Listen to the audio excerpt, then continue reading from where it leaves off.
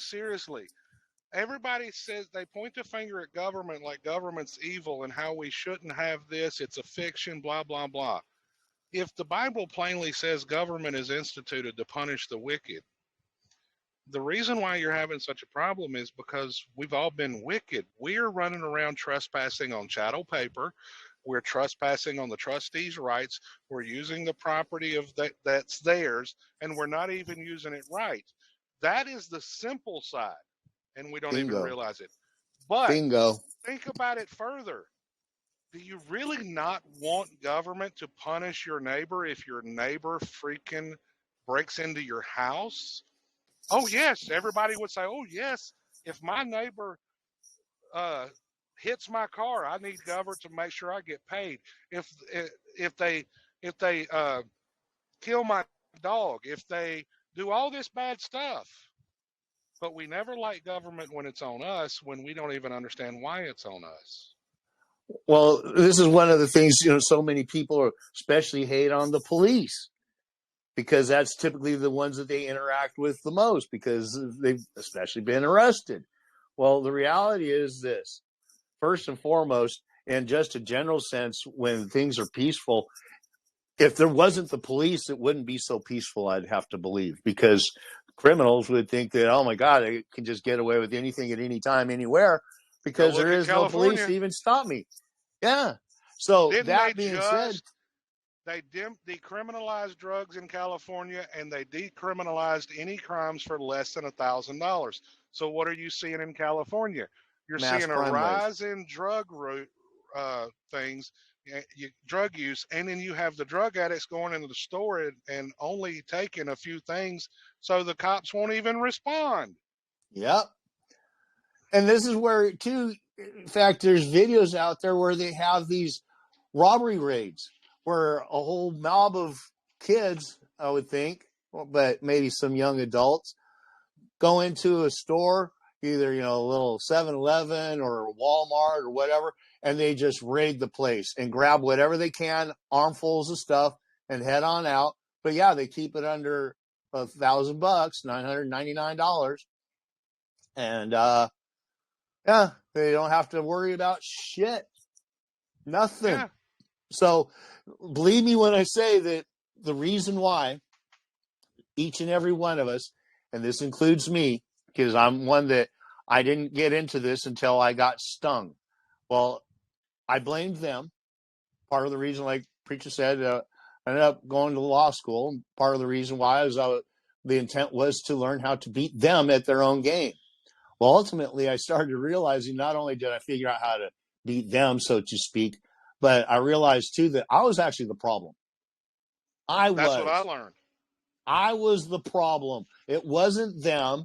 Everything that has ever happened to me, and I can assure you, if all of you were honest with yourself and think back to everything that you consider to have been bad in your life, it wasn't because of somebody else. It was because of a decision you made.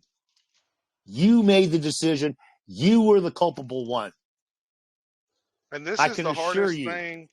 This is the hardest thing people have to deal with. When I went through, I started my movement in this under fire. I went through a 7-year court battle with family court. Not a divorce, not a custody battle, none of that stuff. It was, they come against me and my whole family, okay? And what I learned, I did processes. I did the GSA bonds in that court case. And yes, they do work. I can tell you that now. So I did the GSA bonds. But up until then, I did everything. I did notices. I did filings. Nothing worked. And I got to realizing, eventually, wait a minute, this whole thing about U.S. citizen, state citizen, all there's truth to it. I found the court cases. I got to finding, wait a minute, this system don't work like I think. And I got to realizing, wait a minute, I'm the problem. When I was 18, I didn't care what my rights were. I cared more about chasing women, getting drunk, and smoking pot. Now that we're in the situation we're in, it's like all of a sudden now I care about rights. Imagine that. Imagine growing up and your viewpoints of yourself and the world change. God, oh yeah. Damn. How in the hell does that happen? I actually heard it said one time, there will be those that don't understand the system and they will hate it. And there will be those that do and they will love it. And I'm going to tell you what, that is a true statement. When you start understanding the true nature of the system, you will end up loving it.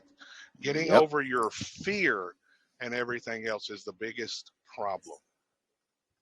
Oh, and in fact, you just reminded me of something, preacher. This is something that I absolutely recommend to everyone. And I'm going to recommend it to the point that I'm going to straight up tell you, if you don't do it, you're going to be fucking yourself. And that is, if you don't do everything with love as the intent, doing what is best for everyone, I can assure you that if you go in with war in your heart, things are not going to go your way. In fact, they're going to bury you. They're going to win. The system will always win, and they're going to bury you. Go in with war in your heart. I guarantee you're going to lose. This is why Derek Gonzalez, I like him. Me and him agree on a lot of things, but he holds on to too much anger, and it's going to get in the way of his success. The Bible says what? The meek shall inherit the earth. Now, meek doesn't mean weak. Meek means someone that knows, that has the weapons, knows how to fight, but chooses not to. Exactly right. That's another big misconception, that the meek is these weak, highly, easily intimidated people. Oh, hell no. I consider myself to be walking the path of the meek and doing the best that I possibly can each and every day. I was raised as a warrior. I was raised to fight. And when it came to especially government, and after I believed that I was being stung, all I wanted to do was watch the world burn. I can assure you that it is far better to put that sword into the sheath and use your words and your intellect to its fullest extent, and you only pull that sword as an absolute last resort. That is being meek, from my understanding. And you are willing to endure all things to that point of no return. But believe me, when you do pull that sword, you better be prepared for whatever comes your way. You better be prepared, if you're going to live by the sword, that you die by the sword. So don't worry if, that sword comes back and gets you. If you die by it, at least you were going out on your feet and not your knees. It's better to be a warrior in a garden than a gardener in a war. Absolutely, brother. Exactly. Absolutely. So, yeah, it is one of those things that it's not easy to be humble. It's not easy to love on cops and DAs and judges. I have now got myself to that point where I do. But I can assure you, when I was having to go to court, I had to think of everybody in general when I had love in the heart. Because if I was to think about the DA or the judge specifically, I still wanted to rip heads off and shit down holes. That's just how it was. And I can assure you that the days that I walked in there with that attitude, shit didn't go my way. In fact, I ended up getting reincarcerated no less than about 7 times, I believe it was. In fact, I had to get myself some plastic frame glasses because they'd keep taking my glasses away because there was always metal in the frame somewhere. They said that it could be used as a weapon, so I had to get my going to jail glasses so that they wouldn't take the eyes away from me when I would be in jail. Seriously. That's no lie. I was swearing a stack of Bibles. But I can assure you, too, when I go in there with love in the heart, things always went my way. And just as a quick one, consequently, if I went in indifferent, or I didn't give a shit one way or the other, things didn't necessarily go my way, but they didn't necessarily go against me. It was kind of neutral. So go in, again, with love in the heart. I can tell you that there's been many men that know what I talk about and have practiced what I talk about and will tell you that, yes, when I went in with a war in the heart, I screwed myself. Go ahead, preacher. I was going to say, Elena, Amber, any of y'all, if you got any questions, feel free to ask. I was going to ask, what would you recommend for someone who wants to start to live right, to do these processes right from the beginning, so you're not having to go back and ask forgiveness for the trespasses that we're doing? I mean, obviously, there's been a lot already, so how do we undo the trespasses of the past and live from now on the right way? Where do we get started with that? Well, before you jump in, preacher, let me just say one thing and then I'll yield. First and foremost, do your best every day to walk the path that Jesus has laid.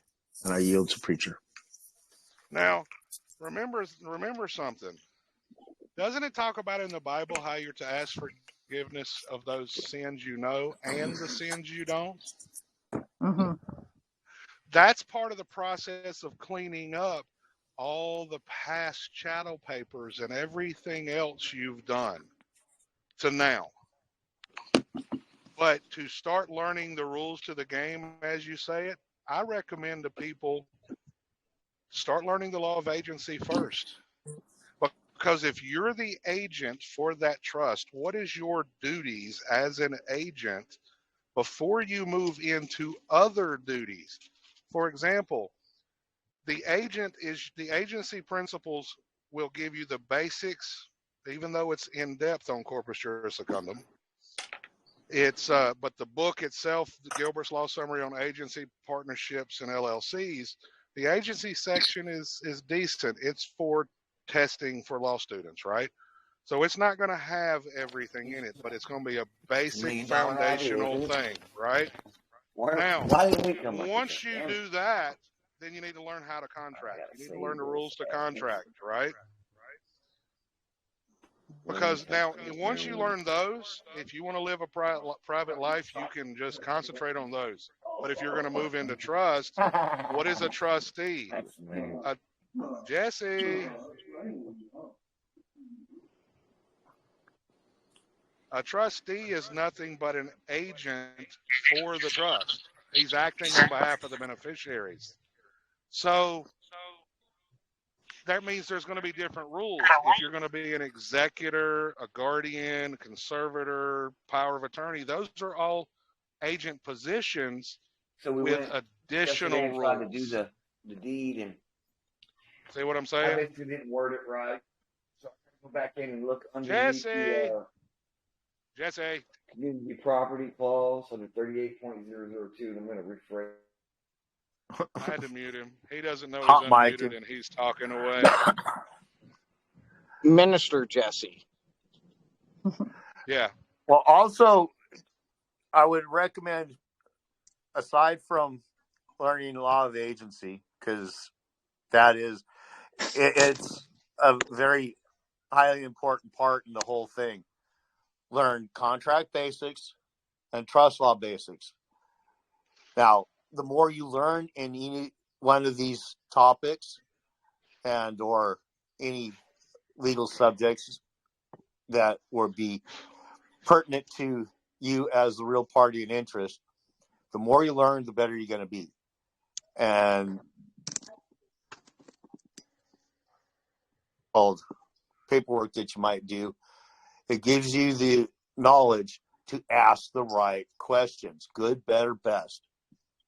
And when it comes to the questions, one of the things that I like to get out there is, especially in the essence of if somebody is in your face, they got you on the phone, they're at the doorstep, whatever. Asking the right questions, that their answers lay out the playing field. Then when you hit them with the hardball questions, they can't change the playing field because they were the ones that laid it out. Inevitably, when you hit them with the hardball questions, they're not going to want to answer because it's going to shoot themselves in the foot. Their answers are going to shoot themselves in the foot. But this is where it takes a bit of strategizing too. And what I tell everybody is this: on anything and everything that you think you might want to just make a so-called statement, a claim, figure out how to reword it so you can put a question mark at the end. It's really pretty much that simple. Because if you can make it as a statement, you can make it as a question. And if you're in the moment and you can't really think of one really quick, either at the beginning or the end of the statement, add, could it be? Or is it possible? And then that way you can put that question mark at the end. But always have that question mark at the end, because this is one of the things that is imperative in all these situations that we're talking about. Anytime somebody is coming at you, they're the ones that are making the claims. Oh, and this probandi, they have to prove their claims. You are not obligated to help them in any way, shape, or form. But it is absolutely 100% your duty to yourself, when somebody is making a claim against you, that you maintain that claim on them, that burden stays right there with them, that you do not make any claims that you ultimately then have to prove, because you are not bound to prove your innocence. They are bound to prove your guilt. Do not help them. Do not volunteer. And in so many ways, well, this is real quick, one of the things that I wanted to put out there. Whenever some of these people are doing this, they are trained to ask you questions in hopes that you are afraid of looking stupid in their eyes, looking dumb in the eyes of your attackers. Don't worry about that. In fact, if you haven't seen the Kerry Zolman video, watch his video about how he deals with questions. Because simply put, if you don't ask what they mean by certain words, that if they make a statement and you do not ask, what do you mean by this? What do you mean by that? Let them answer and then revert this right back to, well, who's claiming that? You always got to get back to the claimant, the one that's actually making the claim. Say, for meddling interlopers. Nobody's ever going to be able to verify or define any of these words. They can't. Like I was saying earlier, number one, they weren't the author of these words, and these words are all written to be ambiguous. Like I've talked about before, the shade of gray, 50 Shades of Gray. If I write the word gray in a piece of legislation that becomes a code, if I'm thinking of the darkest shade of gray, I'm already automatically deceiving most people. But I've also given the flexibility, the ambiguity to the prosecutors, to where no matter what the defendant thinks, no matter what shade the defendant is thinking, as long as the prosecutor is at least a couple shades closer to dark than what the defendant is, the prosecutor is going to win. I've just given the ability for the prosecutor to, even though he doesn't know what I'm thinking either, the ability to flex it to whatever he needs it to be to obtain the win, to get a check mark in the win column. Go ahead, preacher. I yield. There's a document I'm going to drop in the group. If people would read this and understand it, okay? I understand exactly what's going on. Let's see.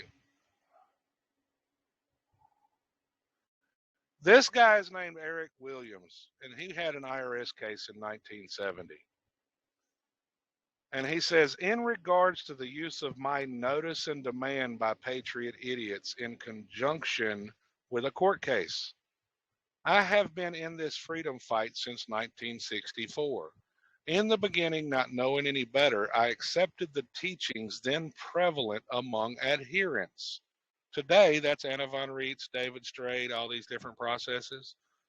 During my early years, I learned most of what was then prevalent was total nonsense, non-think, patriot idiot rat poison. Unfortunately, this same nonsense is even more widespread today than back then. I suffered through it all until 1970 when I was prosecuted by the IRS for criminally failing to file or pay income tax. I went to federal district court in Los Angeles in 1970, all by myself with absolutely no plan of defense. I had filed no documents with the federal prosecutor or federal court. I was confident my creator would guide me safely through the battle or not, as he determined my situation and outcome would best serve his intentions. There were only 5 people in the federal courtroom: the judge, bailiff, clerk, IRS, prosecutor, and me. The case was called. The prosecutor stood and said, "Citizens of the United States have the obligation to blah, blah, blah." At which time I stood and said, "I object." The federal judge, "Why are you objecting? He hasn't said anything yet." Me, "Well, he said citizens of the United States have all those obligations he was listing, and that may be true, but he doesn't have anything in his file to put me in that class." You see how he turned that presumption back on them? It says, "Judge, are you renouncing your citizenship?" Me, "How can I renounce that which I never applied for?" Judge, me, "Where were you born?" No, Judge, "Where were you born?" Me, "At the time of my birth, I had just gone through a terrible ordeal. I was gasping for breath. I could not read or write. I did not know who I was, where I was, or even what I was." Judge, "What did your mother tell you?" Me, "At the time of my birth, I did not then understand the child-mother relationship. I could not pick my mother from a lineup of 1. Judge, "What was on your birth certificate?" Me, "At the time of my birth, I was not then aware of the importance of such a document. I do not know if one was created or not, and I deny that any was." And pointing my finger at the IRS prosecutor, I said, "He can't prove it." Judge, "I am taking this matter under consideration, and you will be notified." That was 45 years ago, and I'm still waiting. I have never filed or paid or been bothered by the IRS. That right there, he testified based on first-hand knowledge. No hearsay. See what I'm saying? People would have a problem with that document because why? "Well, I know who my mom was." Really? Do you remember coming out from between her legs? Did you come out of her vagina and say, "Hey, Mom, give me a hug"? No, none of us did. We go in and testify to things we have no firsthand knowledge of, and we convict ourselves. We just agree to the contract.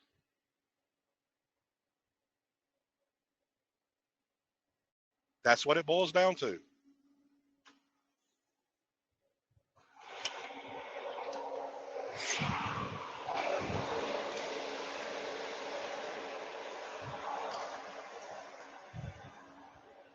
Sorry, my phone dropped. Oh, you're fine. But yeah, first-hand knowledge. I caught the last part of what you were talking about. We've talked about that one. This is that whole thing that we were talking about earlier. You know, when you get in court, no matter how many so-called papers you filed, it's not a reading. It's not a reading at all. It's a hearing. That's why they call them hearings. They want to have first-hand testimony. That's the whole reason for that. It's not about hearsay. It's about testimony being spoken right there and then. Yeah, it's called fact of the case. Of course, the judge will accept hearsay. This is the kind of the proof. The judge will accept hearsay. They'll let it go all day long. He who will be deceived, let him. If you allow that judge to accept hearsay, and this is the thing about not telling them that they can't accept hearsay, you ask the judge, "Does this court accept hearsay?" Because yes, it does. I got a guy right over here in this back corner that I don't even know, but I'm sure I could pay him some money or something to come up here and testify. There's a term you should get familiar with called fact of the case. They don't care about truth. They care about what is the facts agreed upon on the record.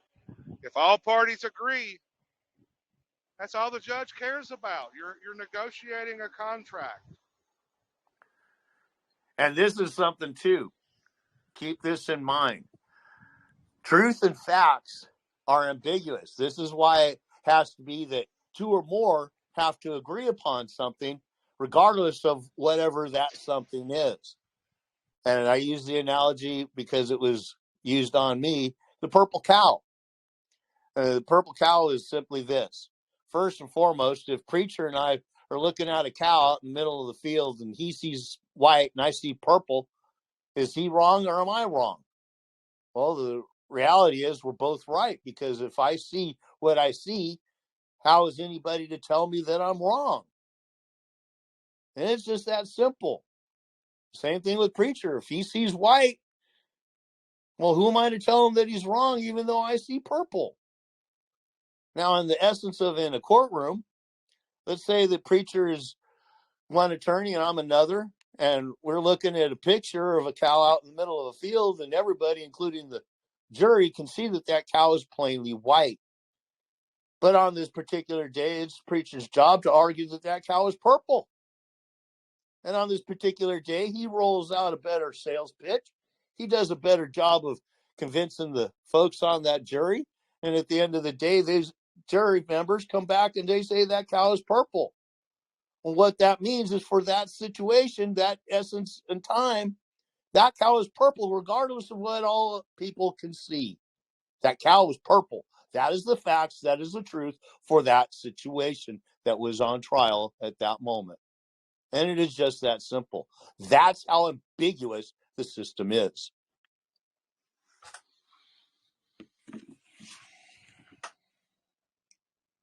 But once you understand that, this is the big thing. Once you understand that, you can use that in your favor. Because they're going to do it, so why don't you too?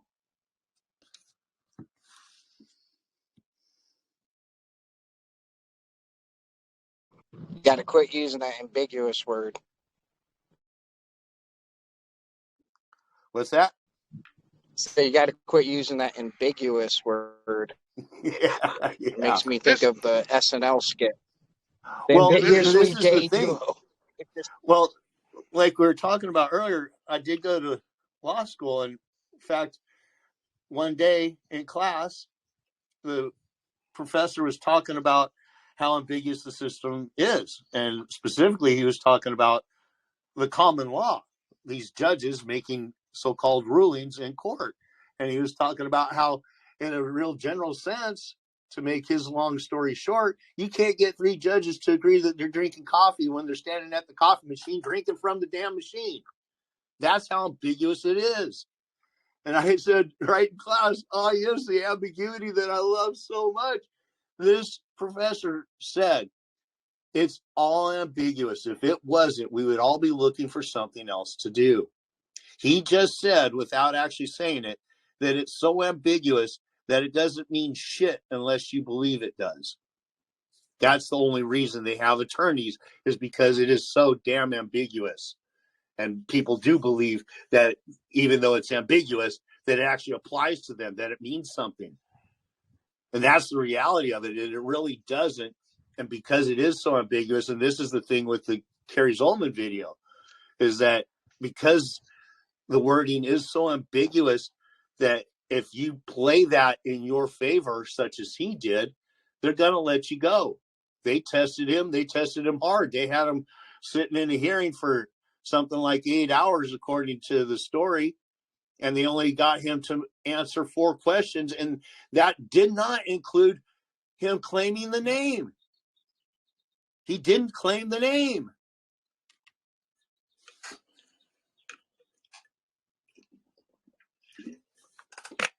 In fact, if I remember correctly, not only is it so ambiguous, but in that Kerry Zolman video, he took the glossary and there was something like he had a whole list of words out of the so-called IRS glossary, the definitions. And he had it all printed out, tried to get it on the record for this hearing. And the judge denied it. which was perfect, because had he got them to put that glossary on the record, it would have meant that all those people in that courtroom were bound by those definitions. But because the judge denied it, it also opened the book for him to be as ambiguous as he wanted to be. And as he tells it, I kind of remember saying something where they asked him a question and he started talking about his truck. Mm-hmm. And they're like, what in the hell are you talking about your truck for? And he said, well, because out of his mouth to my ears, he asked me about my truck. And this is because they wouldn't define certain words. So it left it completely ambiguous for him to define those words in his own mind as to whatever the hell he wanted them to be.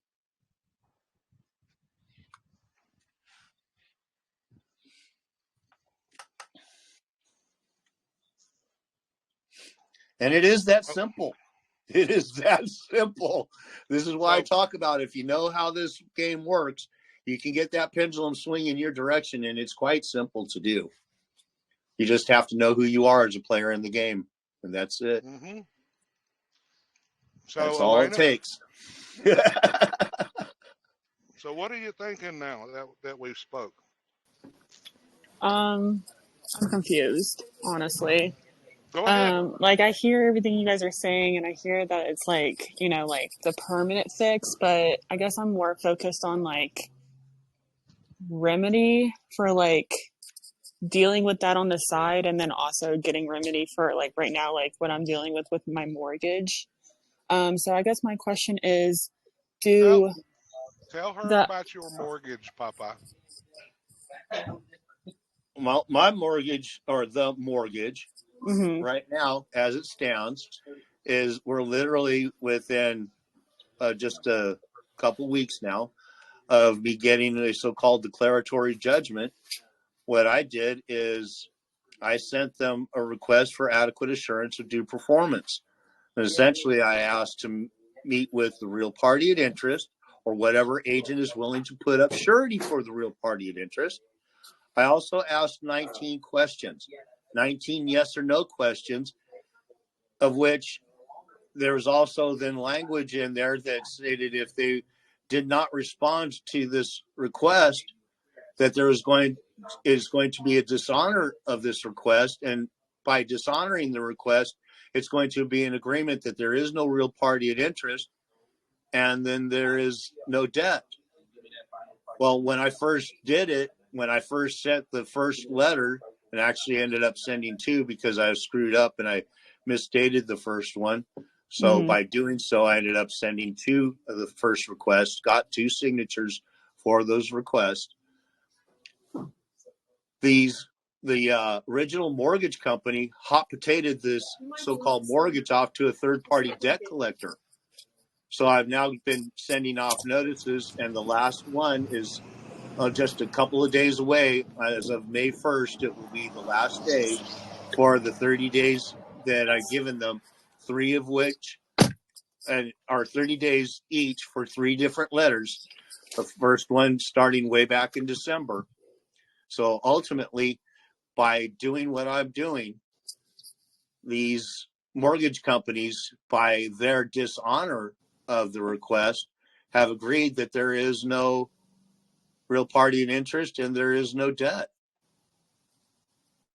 So I think I'm like in the same process, kind of. I sent a remittance coupon back the end of January. I didn't send it certified, so I like fucked up. But regardless, certified. Well, let me explain certified. You got to rethink your this thing on certified, because here's what you can prove when you do certified mail.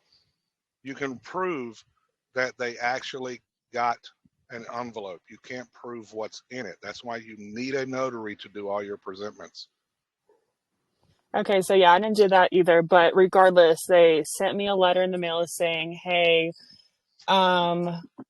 we received a notification of payment, but please send us the front and back copy of the check, or prove to us that the amount came out of your account. Like, you know what I'm talking about? Like, they sent a letter like that. So then I sent a conditional acceptance, basically just stating like, I know you guys are the trustees. Like, you guys have a fiduciary responsibility over the Cesta K trust name of my all caps name. And please. Actually, no, they don't. The mortgage company does not. I'm going to show you who the trustees are. Okay, well, that's the message I sent. And then they sent me back a letter saying, well, actually, there was a phone call in between the letter, the conditional acceptance, and then the letter they sent back to me. And he literally told me on the phone, why are you acting like this is some sort of dividend payout to you? That's literally what he said on the phone. And I was like, well, I didn't say that, but that's what you're saying. And if you're saying that, let's apply that. And he's like, no, this is not what that is.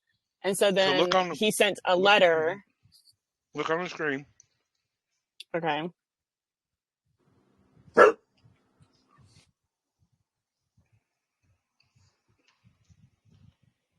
So would I send the letter to them? Yes. The agent's duty is to notify the principal. You're the general agent. Okay? Mm-hmm. You're supposed to only be doing business with them. Under the rules of agency, you have the authority to go out and issue collateral securities, that chattel paper, that promissory note. You did it in the name of the trust, not your name. Okay? Mm-hmm. You did it under the name of the trust. So basically in the statutes, it's, hey, under this statute, under indemnification, indemnify, indemnity, liability, whatever it may be titled in your state, the officers, directors, and agents do not hold liability for the principal. And under this code, the principal's duty is just for service.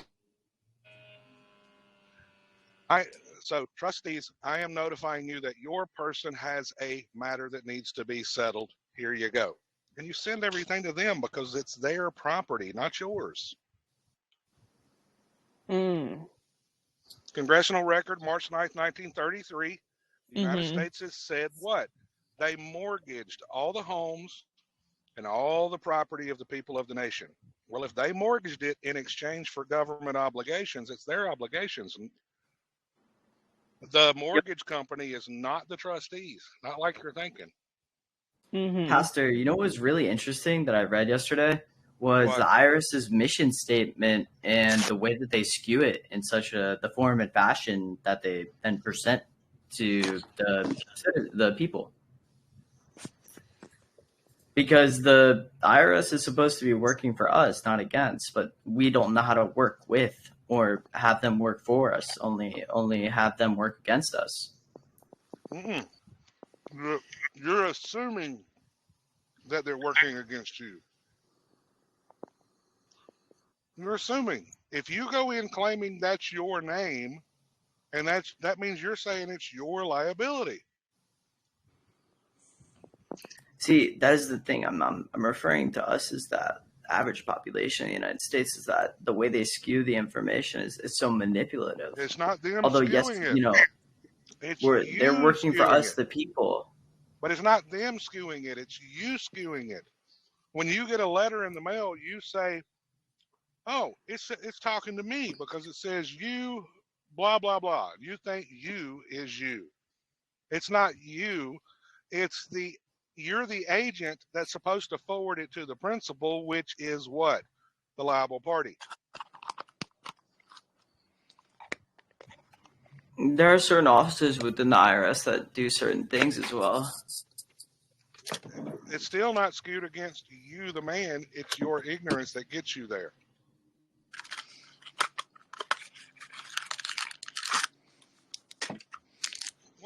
Where is that contract with T-Mobile?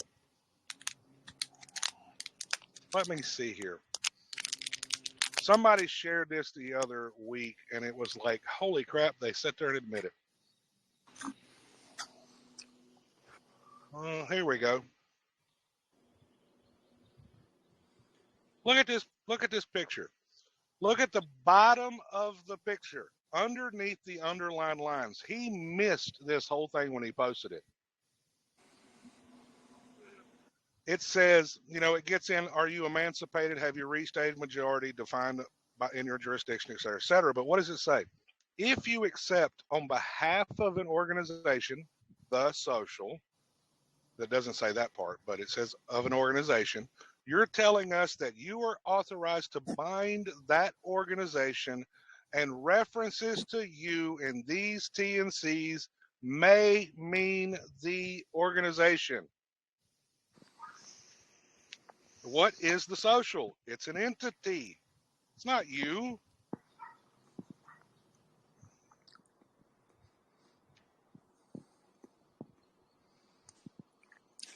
And Social Security is an organization. Even though it's a trust, it's also an organization. Mm-hmm. In Bankruptcy and Revised Article 9, Part 1 on YouTube, the 43-minute mark, Ms. LaRouche is talking about the registered organization, and the guy 2 spots to her right pops off and says, yes, and some say the state issues a birth certificate. The birth certificate's the day that organization was created. You've been thinking all this time that it's you, and it's not you.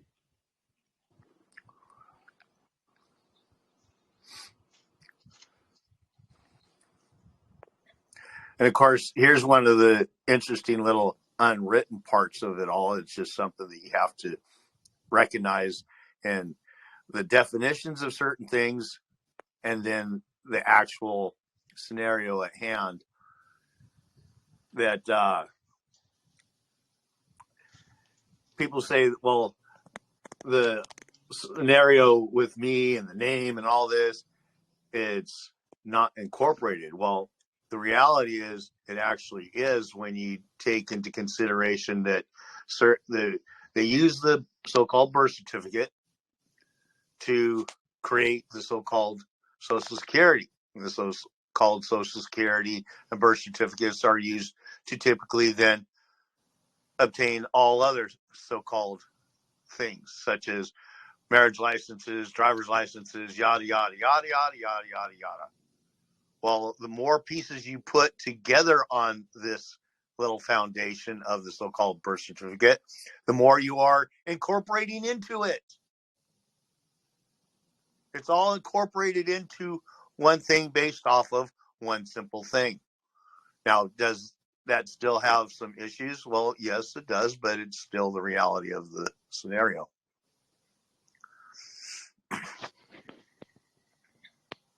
The facts cannot be denied, despite how ambiguous they might be. Now try to figure that one out. Try to figure out how the facts cannot be denied if they are potentially ambiguous. Isn't that a problem?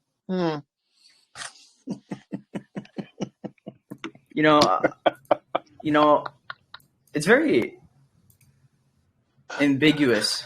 That the ambiguousness is so ambiguousness. So, look, under the principle, estoppel of the principle to deny agency, they cannot even deny that you're the agent. So, Elena, when you're talking about remedy, if they're not allowed to deny that you're the agent because you're operating their property, if you start sending your stuff to the principal and you start expressing things correctly, guess what's going to happen? The principal has to balance the books. And if they don't, you can hold them liable. Okay, so question. So obviously it takes some time in the mail, whatever. Mail runs slow these days anyways. Mm-hmm. But do the stamps or the security exchange, not exchange, security transfers, do those work as little Band-Aid fixes? Nope. No, in any communications that you do, don't use the basic snail mail. Anything that you do that's of any sort of legal importance that may come down to ending up in court, always, always, always use an administrative process. And regardless of how much the other entity may kick and scream and complain about that, it doesn't matter. Hold your stance, stay on point, and utilize the entire administrative process as it is meant to be. I just went through this with a so-called attorney that at one point she even claimed that she could not send anything to the notary because of the confidentiality protection. Well, the reality is when you put in a notice to this other entity, whatever it is, that all responses must be sent to the notary to create a third-party independent witness that is also an officer of the court. You have waived that confidentiality clause, and it still doesn't mean that the notary is going to open up the notice and understand what's even going on, because most times they're not even going to open the notice because it's not truly addressed to them either. It's addressed to the legal name that you're known to use because you're going to have it in care of. Mm-hmm. But the reality comes down to, regardless of what they say at the other end, if you continue to hold strong, ultimately they're going to end up knowing that you know what you're doing, and they're more than likely going to leave you alone, such as this one attorney has done to me. She just has disappeared into the woodwork. No. Well, Elena, look at that. Look at the screen. Almost 5 years ago, I did, I used to I used to look at all that stuff, the redemption manual and all that stuff. Mm-hmm. It says, we received evidence at this office that you have attempted to establish a claim against the U.S. Treasury by fraudulently submitting documents in an attempt to assert ownership over Treasury securities accounts securities accounts or other funds of the U.S. Treasury. Your demand has no legal validity and is not payable through any federal or state agency. The scheme appears to be akin to a fraud, commonly known as redemption, asserting that the United States government has trust accounts linked to each citizen.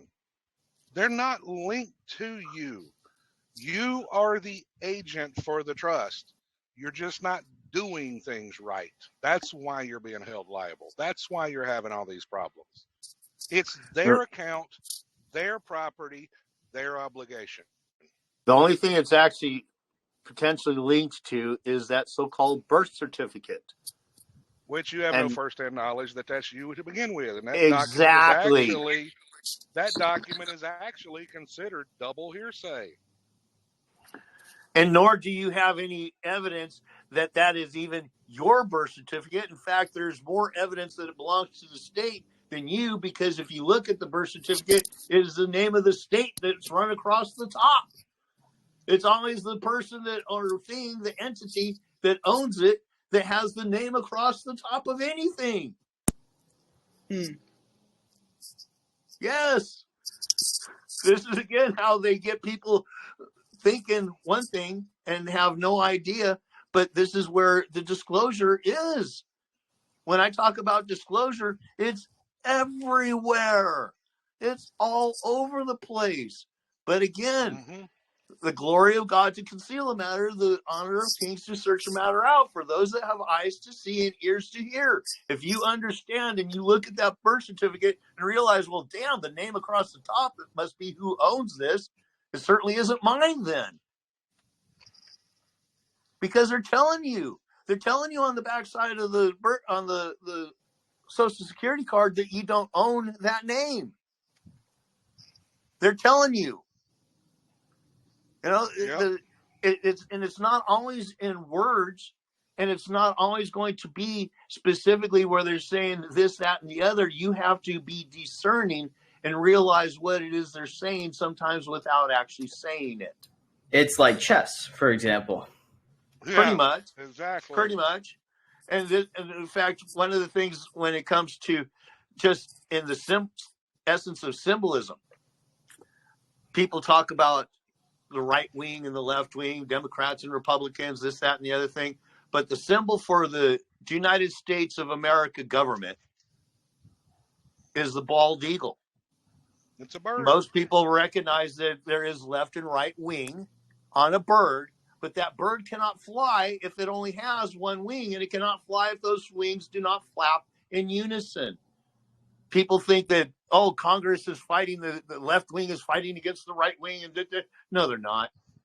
They're working together. They just got you believing that they're not, so that they can keep you in bay, keeping you believing that you need them. When the reality is they've been working together since day one. The bird can't fly with just one wing. So, and what, like, I don't really know how to word the question, but like, like the UCC, USC, and like CFR codes, at like what capacity do you have to be in to be able to like use those codes for like, like as like Agency. so I just need to read the agency, like that 450-page paper. The section on agency is not 450 pages. Remember, well, ultimately, this is something too. Partnerships and LLCs. Just read the part on agency. Are you going to do a partnership in the future? Then read the part on partnerships. Are you going to do an LLC? Then read that. Mm-hmm. And Corpus Juris Secundum, the workshop I'm doing, we're going through Corpus Juris Secundum, which is 650-ish sections in detail about the duties of the agent, the duties of the principal, and the duties of third parties. In your situation with your mortgage, who are you communicating to? The third party. You're not even supposed to be talking to them. That's a stopple of the agent to admit agency. You talk about public and private. You as the agent, you are already in the private. You, the woman, you're operating as an agent.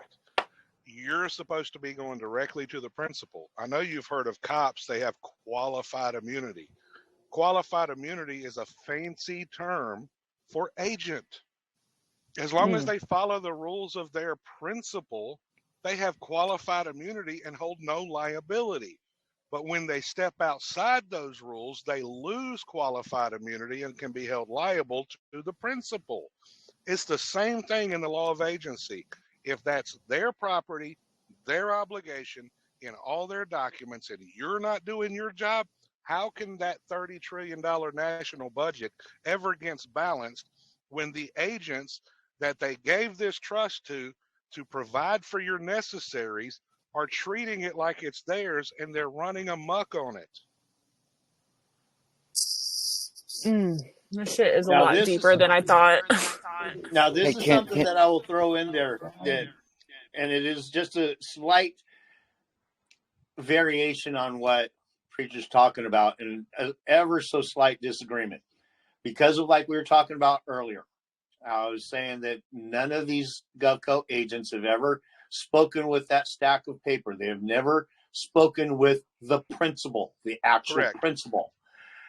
Truly speaking, and this is about as first line of principles and reasoning you can get, each and every one of these people truly are acting on their own accord because they are acting on hearsay. Now, in a general sense, that qualified immunity is in place. And for people that don't know what we're talking about right this second, yes, they'll never get to that cop, that DA, nobody. You'll never get to them. But the reality is, all you have to know is if you sue the cop as the cop, that qualified immunity is in place. But if you sue the cop as Joe Schmuck, the ragman, just you're suing the man himself. Now you can get to him.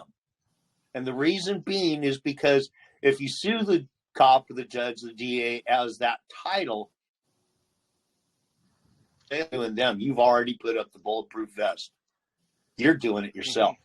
But if you sue the real man, they have to claim that they were acting on as an agent for the principal, which means that now they have made that claim that the principal actually exists in reality. It is their obligation to get that principal up on the stand to testify, to give firsthand testimony.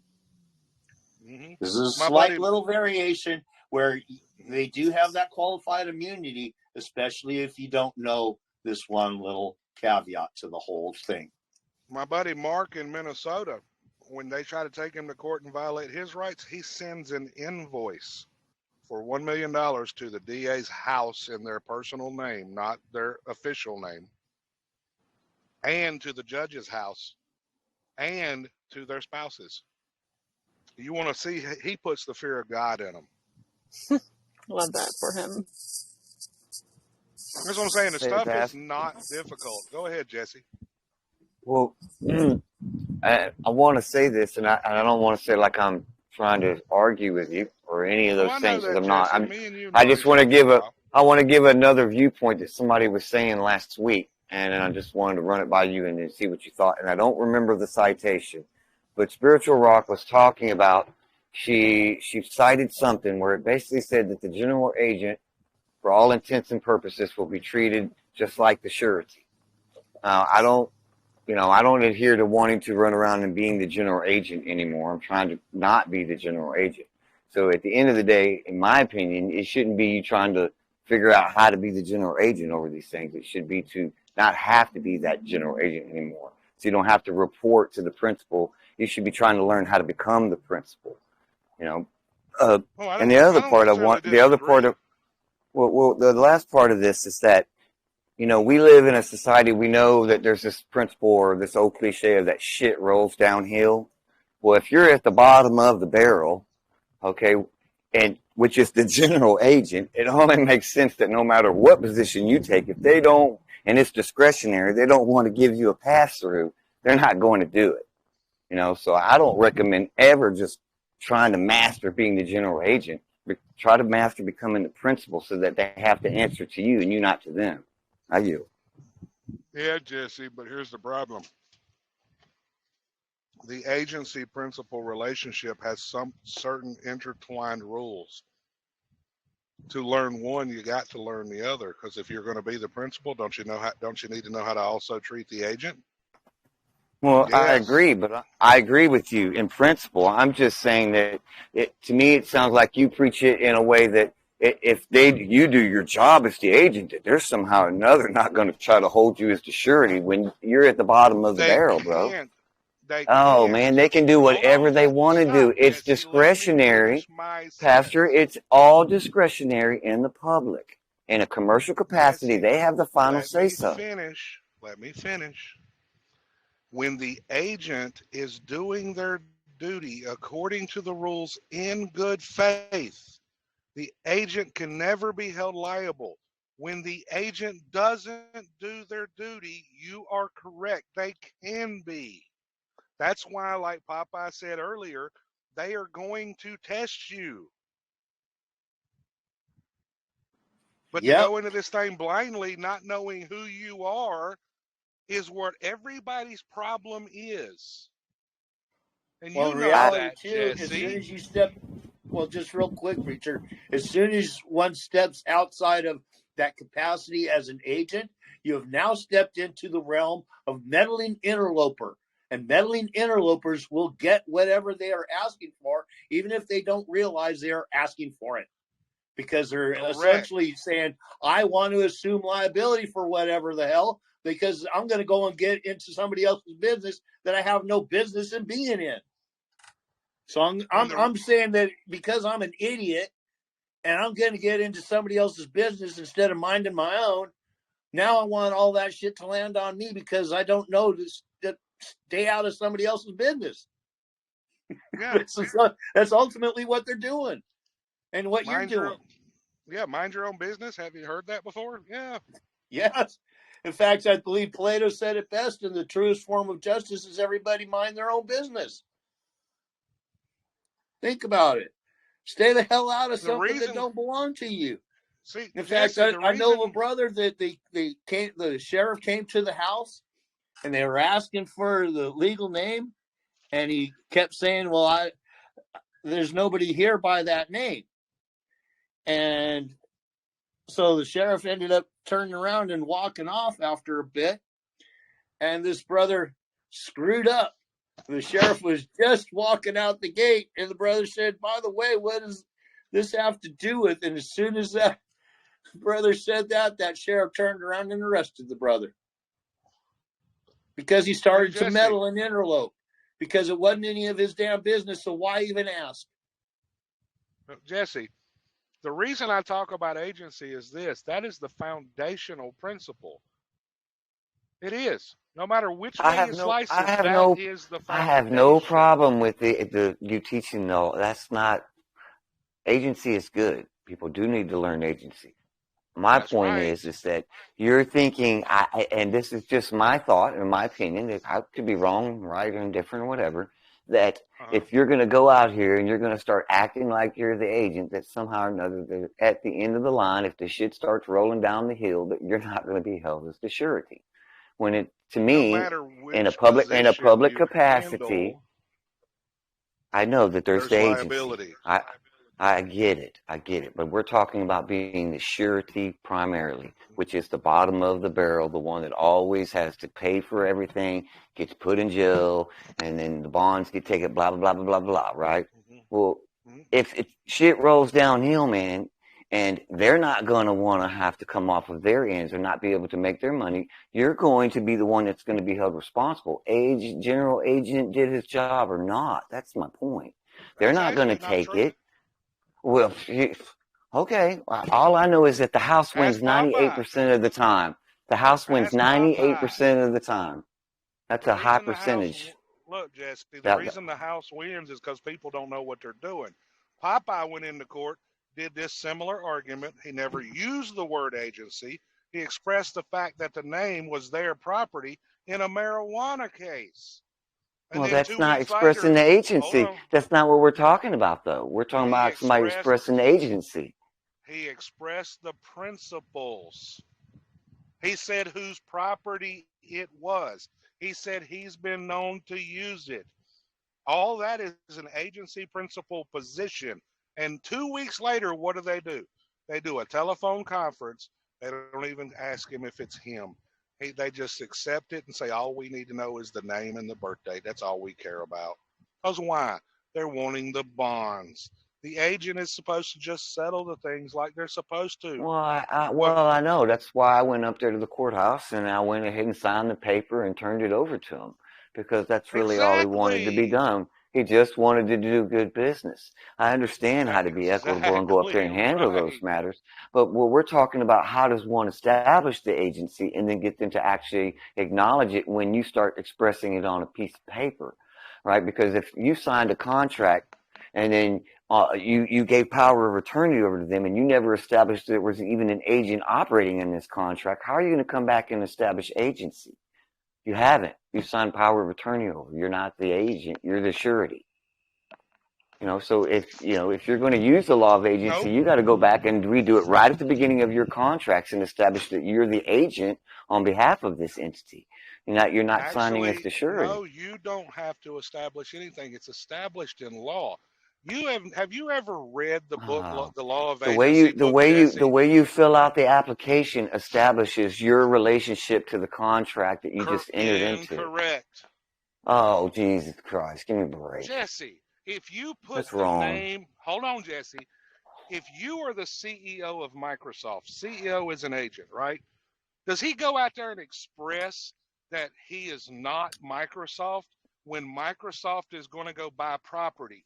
No. What do they put on the information? They put the name of the business and the EIN. What is the social? And EIN. He don't have to express that he's the agent for the company. It's already in law. If you would have read the book, The Law of Agency, you would know that, Jesse, but probably you haven't read it. You have to write it down. Which means you have not. There's a section in the book that talks about ratification. Ratification before the fact, ratification after the fact.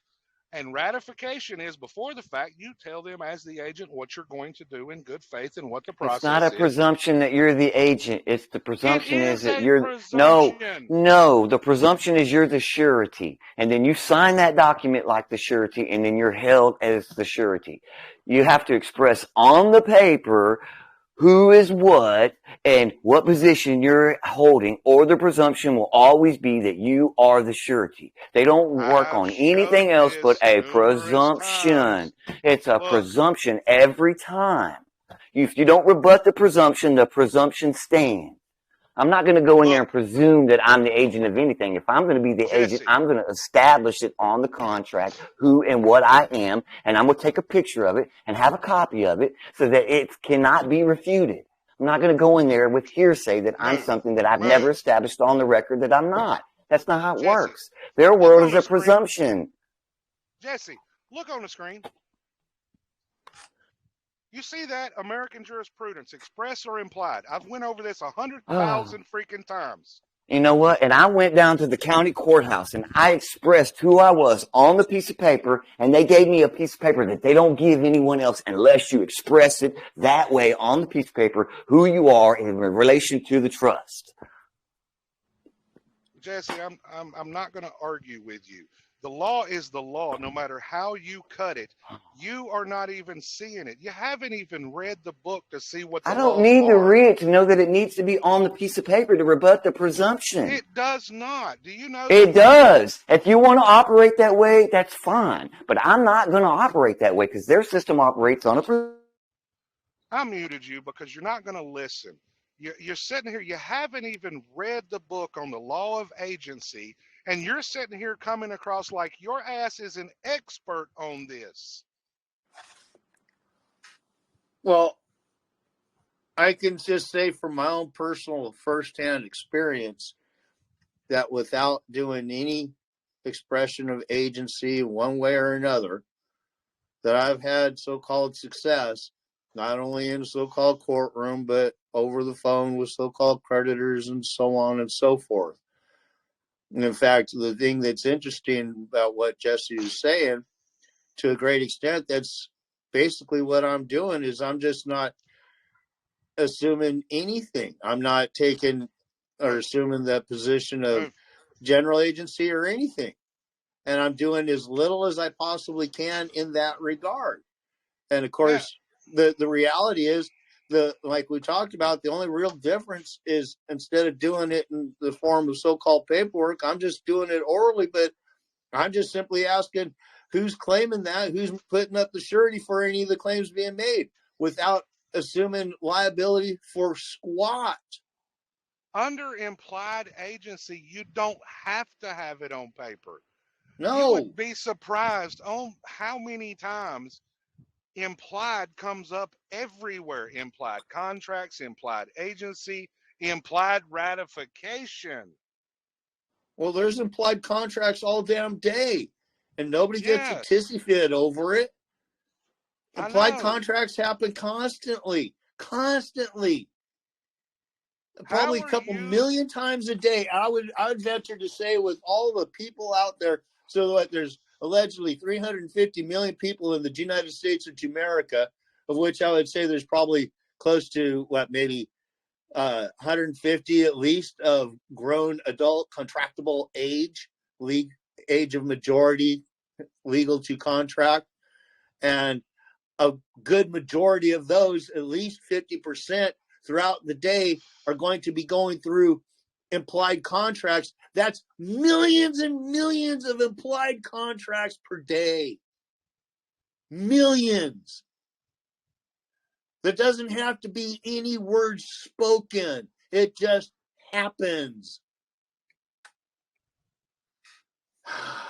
One of the things, the example that I give to people to help them understand is, if you go to your favorite sandwich shop, it's lunchtime, you walk in, you see the girl behind the counter. She's the same girl that you see every damn day that you go there. She's on the phone, so you don't interrupt. You just nod to her as if to say, I want the regular. She nods back to you as if to say, as soon as I'm done with the guy on the phone. A few minutes later, the sandwich is on the counter. You go over, you pay for it. Now this just comes under two different categories of contracts. One, it is indeed an implied contract because no words are spoken. Not even an utterance of a sound. It also comes under a unilateral contract. That sandwich needs to be made before she's going to be so-called paid for it, compensated for it. See, this shit happens all damn day. And millions of times a day. by millions and millions of people. I understand what he's saying. He talks about being able to express things. Yes, there has to be an expression, but there has to be a proper way to express it. People don't even understand the basic foundational principles that have been put in place to where they can operate, and they're running around blaming the government for their own issues. That's the reason I teach the stuff I teach. If you don't know the basic foundations of agency, contract, trusts, and equity, how are you going to ever learn to operate? These paperwork pushers out there that are telling you to do my process to be this and be that don't know what the hell they're talking about. I've been there and done a bunch of them. Well, there's also another thing, too. There's the two sides of silence. Now, earlier, silence and acquiescence. We have talked about that. Like I love to say, anything and everything that goes unquestioned, unrebutted, or unobjected to is considered to be consented to and or true. And that is an absolute fact. But there's also another side to that, and that silence is golden. And the time that it is golden is when you have asked a question. It is time to be as silent as a mouse. Don't make a peep. He who blinks first loses. When you ask somebody a question, you let them think about it. You let them answer. And the reality of this comes down to a couple of different things. First and foremost, in the essence of whatever you're doing, it allows that person to think about the answer. But then this also gives you the opportunity to study that person, to watch them, to watch their physical reaction, see if they're starting to fidget and twitch.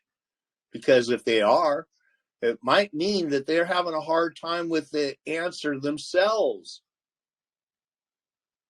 And don't beat them up for it, because they're just going through a little bit of reality check, and that they're starting to realize, oh, wait a minute. I may not want to be answering this shit. Because like I said earlier, their answers to the questions lay out the playing field. It's their answers that are going to shoot them in the foot and quickly reload. It's not you doing it.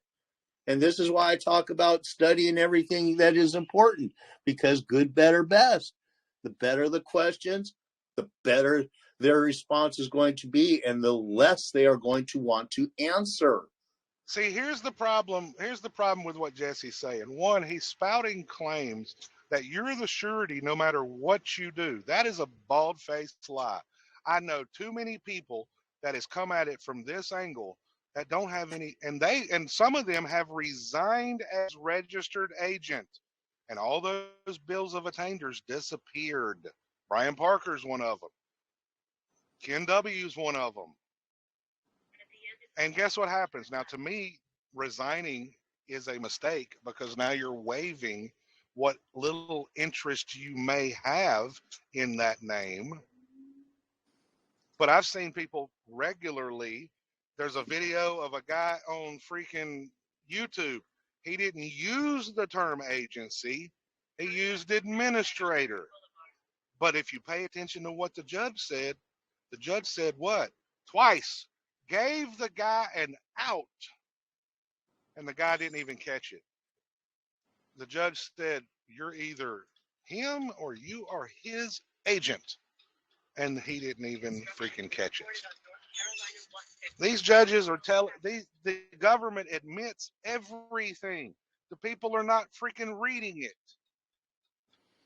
Yep, and there's no obligation when they're disclosing this stuff, just like with how Preacher's talking about it right now. There's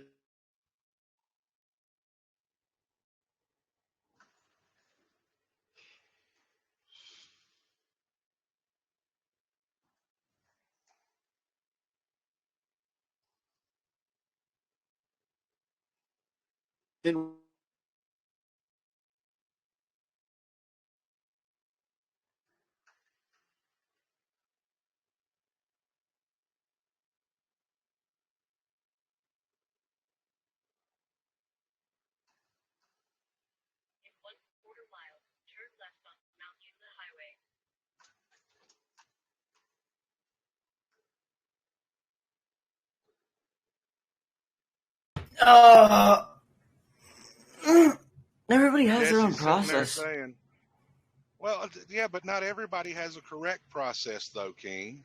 Look how many different paperwork junkies are out there. All right, so my point. Pay me $1,000 and do my debt discharge class, and very few have success. Pay me $1,500 and I'll do your secured party package. And how many people actually know what it is and how to operate it? That's not my point. I'm saying a lot of people within this community have different processes or the way that they wish to approach that they seek the best way for them to be. And it's like, you know, once you you teach like the most comprehensive general outline course to like really comprehend it all, to be able to, you know, portray that to others and the way that it, you know, intertwines. And they now King, one of the things you bring up there is a course. Have you ever heard of American Jurisprudence and Corpus Juris Secundum? They're legal encyclopedias that actually tell you everything. They tell you everything about the system. What's it called? American Jurisprudence or Corpus Juris Secundum. And if you got $25,000, you can buy one of those encyclopedias. What do you think I have access to on Westlaw? Both of them.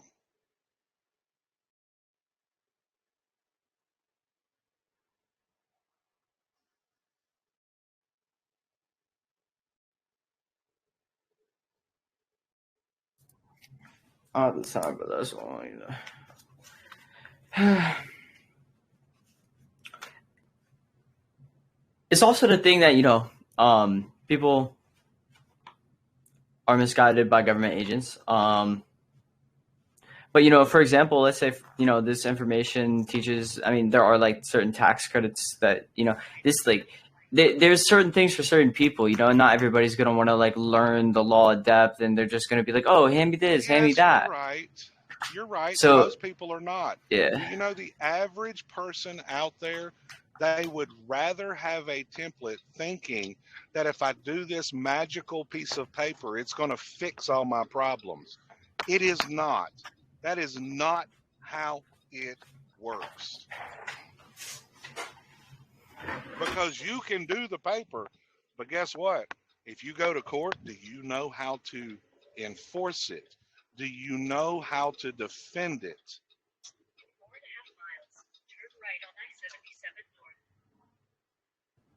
Stance. Because in battle, you can either, you know, hold your shield up and tap your sword against the shield, or you can, you know, use your shield to deflect their sword and swing your sword. And it's all about getting them to the point, as you said, where, you know, you swing your sword and what's said has been said, and they need to come back and swing. But your shield is there when you swing your sword. So.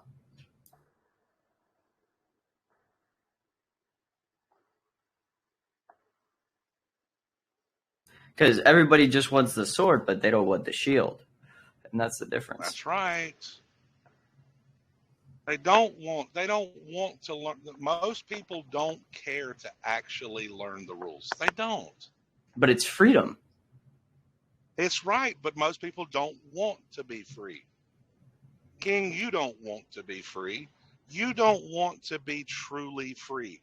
And I would be willing to bet money nobody on this call wants 100% freedom. Why? Do they want to go get them a plot of land and have a allodial title? Do they want to provide their own electricity, their own clothes, their own food, their own water without using anything by any other company? No, they don't. People don't want freedom. The problem is people don't understand how to avoid liability. That's the problem. People can have the niceties and learn how to do things accordingly so they don't have the liability. That's what's not being taught out there.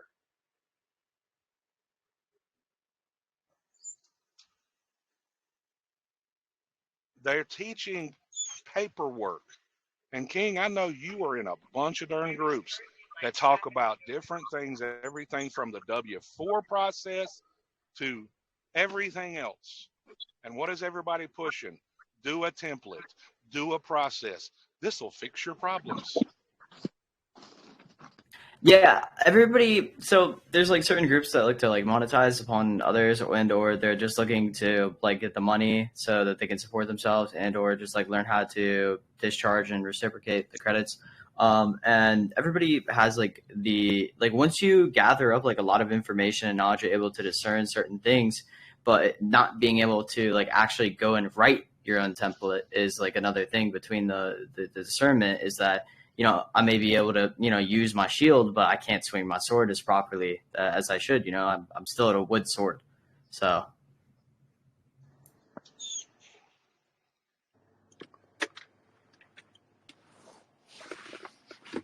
Like once you really comprehend it, you can write your own templates. You can create that type of information, and you can look at other people's templates that they put out there. But it's the ability to really. It's why the old saying is this: principles of law are few and never changing. Methods are many and are fluid. Most people care more about the methods than they do the principles. If you learn the principles, you don't have to worry about the methods. You'll develop your own. Look at my buddy Mark in Minnesota. He freaking settled a traffic ticket with grains of rice. He let the judge find him guilty and then walked out to the clerk and started handing him rice. When he pronounced the amount of the fine, per se, he told Mark, well, your fine is $200. He says, well, Your Honor, in what tender should I settle this matter? He said, you know how to pay. So he had a bag of rice with a dollar symbol on that pouch. He walks out to the clerk, starts counting out grains of rice. The clerk says, we can't accept that, and calls the sheriff over. The sheriff is going to arrest him.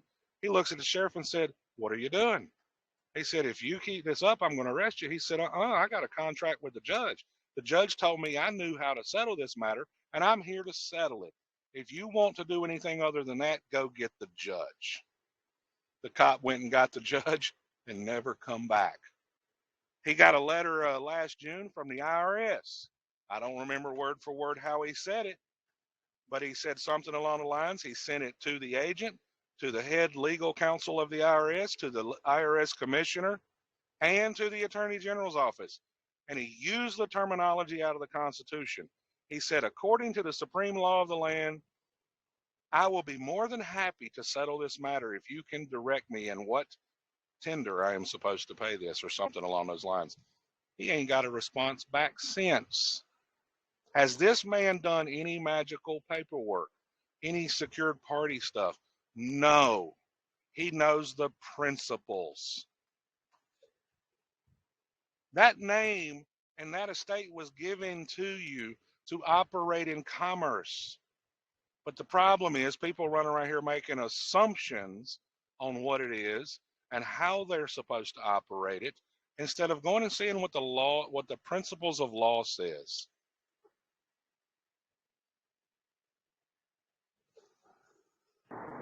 Hey, Pastor, I just want to jump in real quick. I'm meeting my family for dinner. I know it's early, but it's fine. They're old. They eat early. But thank you so much for inviting me into this call. And I'm definitely going to start understanding agency and take a pause from everything else. But I appreciate all the insight, guys. I really do. That's what I'm here for, Elena. Anytime you got questions, feel free to ask. All right. Thank you so much. You guys have a blessed day. Bye, guys. You too, ma'am. I mean, Jesse's running around saying, no matter what, you're the surety. I'm sorry that you are so used to acting like the surety. That's the way I look at what he says. Okay, you want to be the surety? Go ahead. But there's nothing in that driver's license, as he says, in that social, that says you are the surety. If you claim it, they'll let you. Ain't that right, Popeye?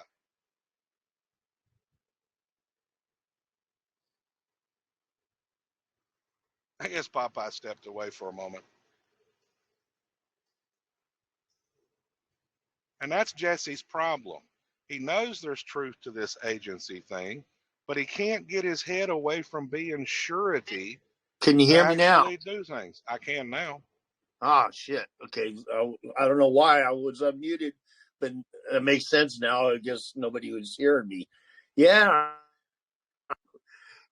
You assume surety when you make claims and do all kinds of shit. And the system is essentially set up for you to make the claim, to be the surety.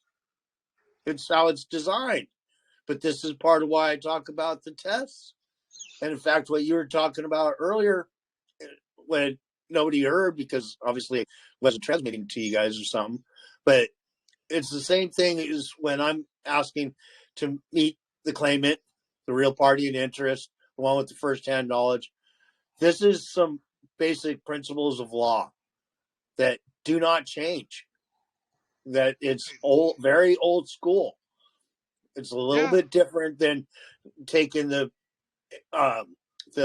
law of agency, but essentially, in so many ways, I'm just doing it without even mentioning the word agency. Like Preacher was saying earlier, I'm not expressing it, I'm just implying it because I am known to use the name. I'm just simply asking, has anybody got any evidence that I am liable for that name?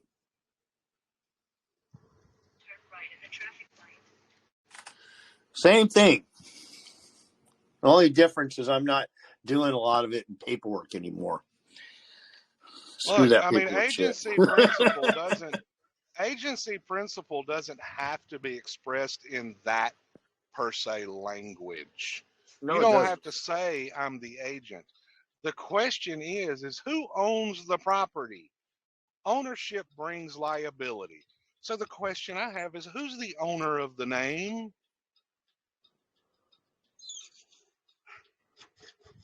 Vital statistics. That's part of it. They own the birth certificate. They will tell you that if you call them. Well, if it's their property, it's their obligation because ownership brings liability. They got to wrap their head around of this. Look what the elite live by. The elite live by the rule of own nothing, yet control everything, right? And guess what? If you don't have ownership of anything, you can't be liable for anything.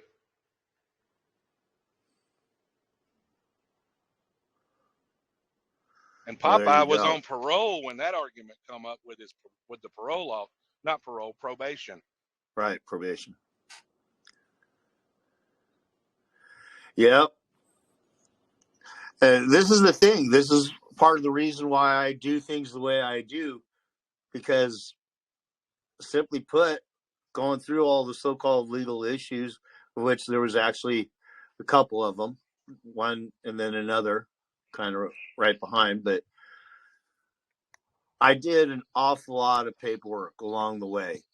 And outside of it keeping them at bay, it wasn't really successful. And the reality is, when some of this stuff, especially some of the motions that I was writing and filing into court and all, they were strong. They were exceptionally strong. Like it should have been shutting shit down right the hell now, kind of strong.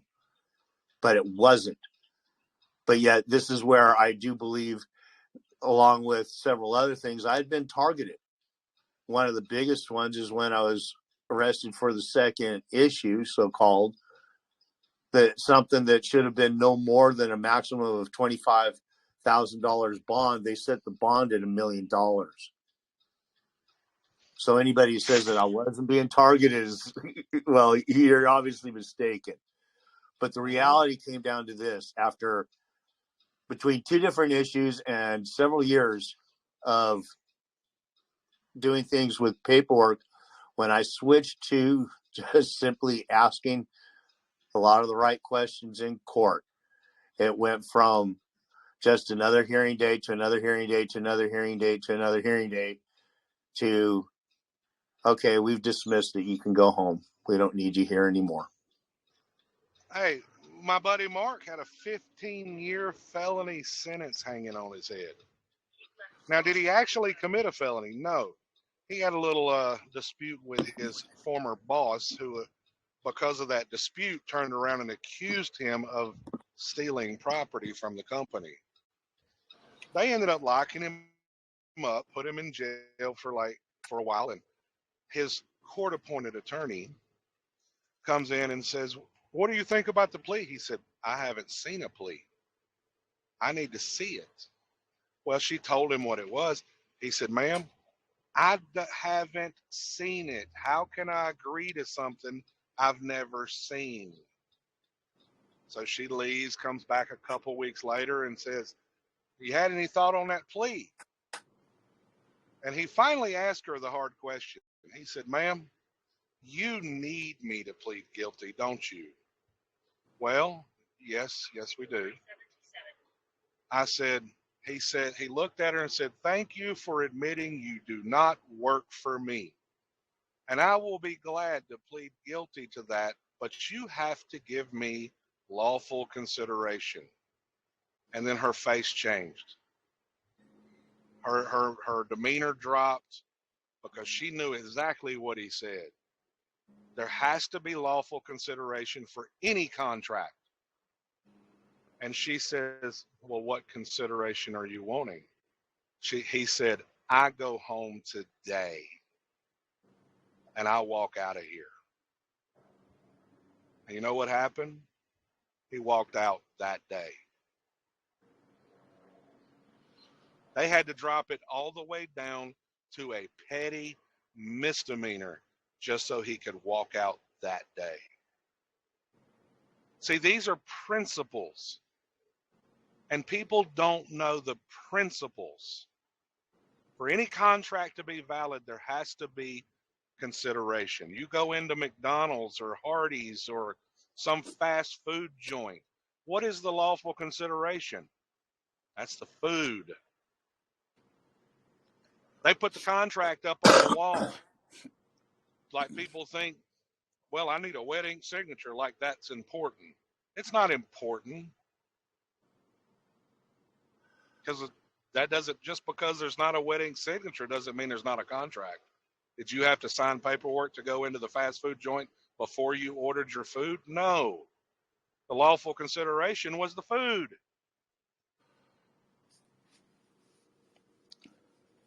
As long as they fixed it right, you have to pay for it. If they didn't, they take it back, redo it at no cost to you.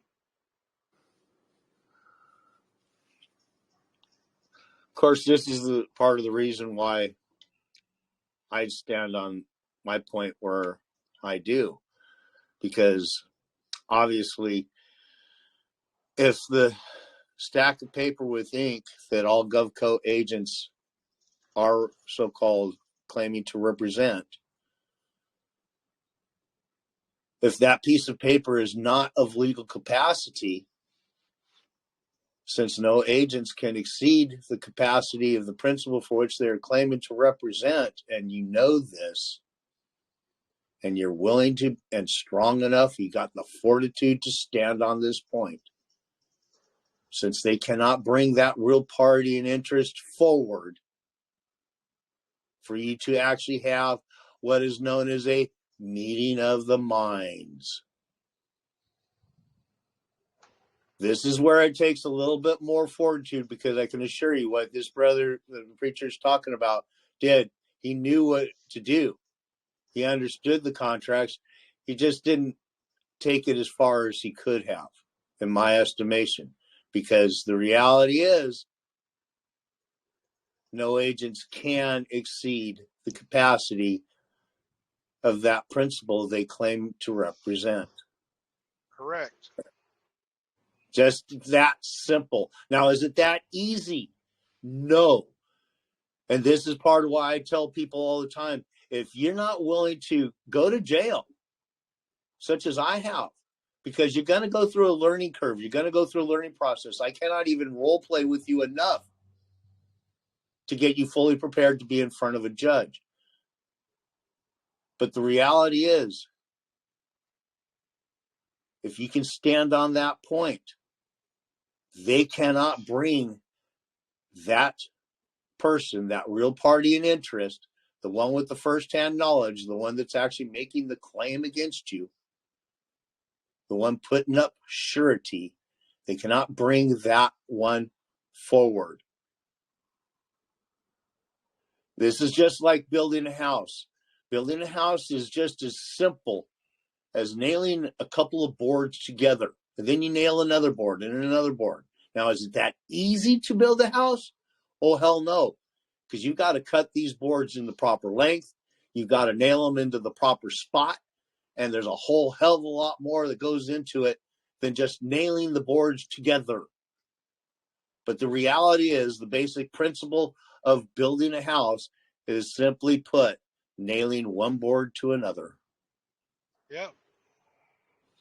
I used to do that, so I know. Oh, yeah.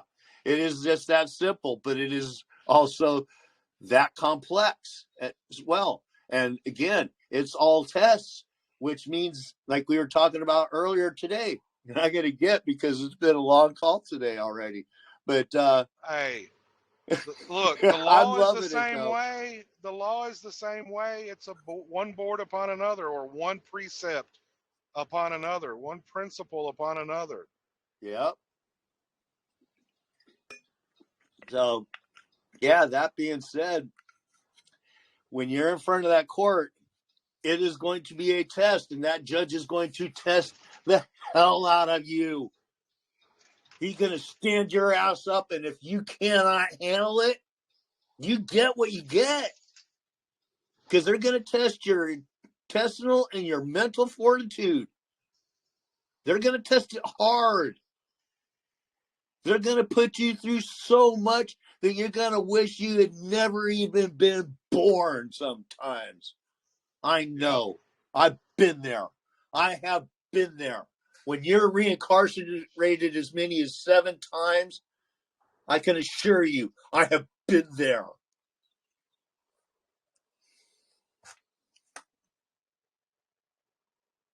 But start to learn it, and you learn it well. And of course, there is no better place to learn it than when you're actually in that courtroom, in the game. Man, the first ticket I got about 8 years ago was for a missing mud flap on my truck. All right? I mean, I went through and made a bunch of those statements at traffic court when I first come right out of my mouth and said, you know, I challenged jurisdiction at the beginning. I said, the state trooper started to tell his story. I said, hold up, Your Honor, this is what you said. Oh, so you have a question? I said, yes. We need to establish the rules of this court. For what jurisdiction are we operating in? He answered the question. He just didn't give me the answer I wanted. He said, oh, Dinwiddie County, Virginia, the United States. I said, well, Your Honor, you know that doesn't establish jurisdiction, being you're schooled in law. And I held up the ticket and said, I don't see it as a criminal matter because there's no grand jury indictment. He said, correct. I said, so the way I see it as a contract. Oh, no, it ain't no contract. I said, well, Your Honor, I presume it is, and I see constructive fraud. And as soon as I said that, he shut me down. $50 fine, you can appeal it within 10 days. He said, that's some law done away with 50 years ago. No, it's not. Constructive fraud is a principle. He knew that, but he couldn't have me exposing it to the people. So I took it to trial, and I argued Constitution. When I go, well, first, they saw me coming. I go up. The DA says, the state of Virginia moves to dismiss this upon payment of cost. And I said, I'll appeal it. The judge said, what kind of arguments you going to make? I said, constitutional arguments. He said, can I get everybody done first? I said, I smiled at him, said, yes, sir, you may. And I sat back down. I got everybody done, got everybody out, called me back up, and I made constitutional arguments in court. He disagreed with me on the void for vagueness, overreaching, and overbroad, which are constitutional principles. And then when I switched up my argument to contract law, that's when he finally dismissed it without payment of cost. He met me at my truck afterwards and said, "You done your homework?" I said, "Well, Your Honor, it's kind of up to me to know the law, not for somebody else to tell me what the law is." He laughed, said, "You're right." And I said, since he's a judge and he does this for a living, I figured I'd test him and say, see if he'd teach me something. I said, "Well, Your Honor," I said, "was I a little bit right?" He laughed. He said, "No, you were right on everything you said." That taught me right there. In court, they're stuck in a system too. They're not always out to get you, but they're not going to let you go if you don't know what the hell you're doing. No, they have to continue business as usual, regardless of what you know.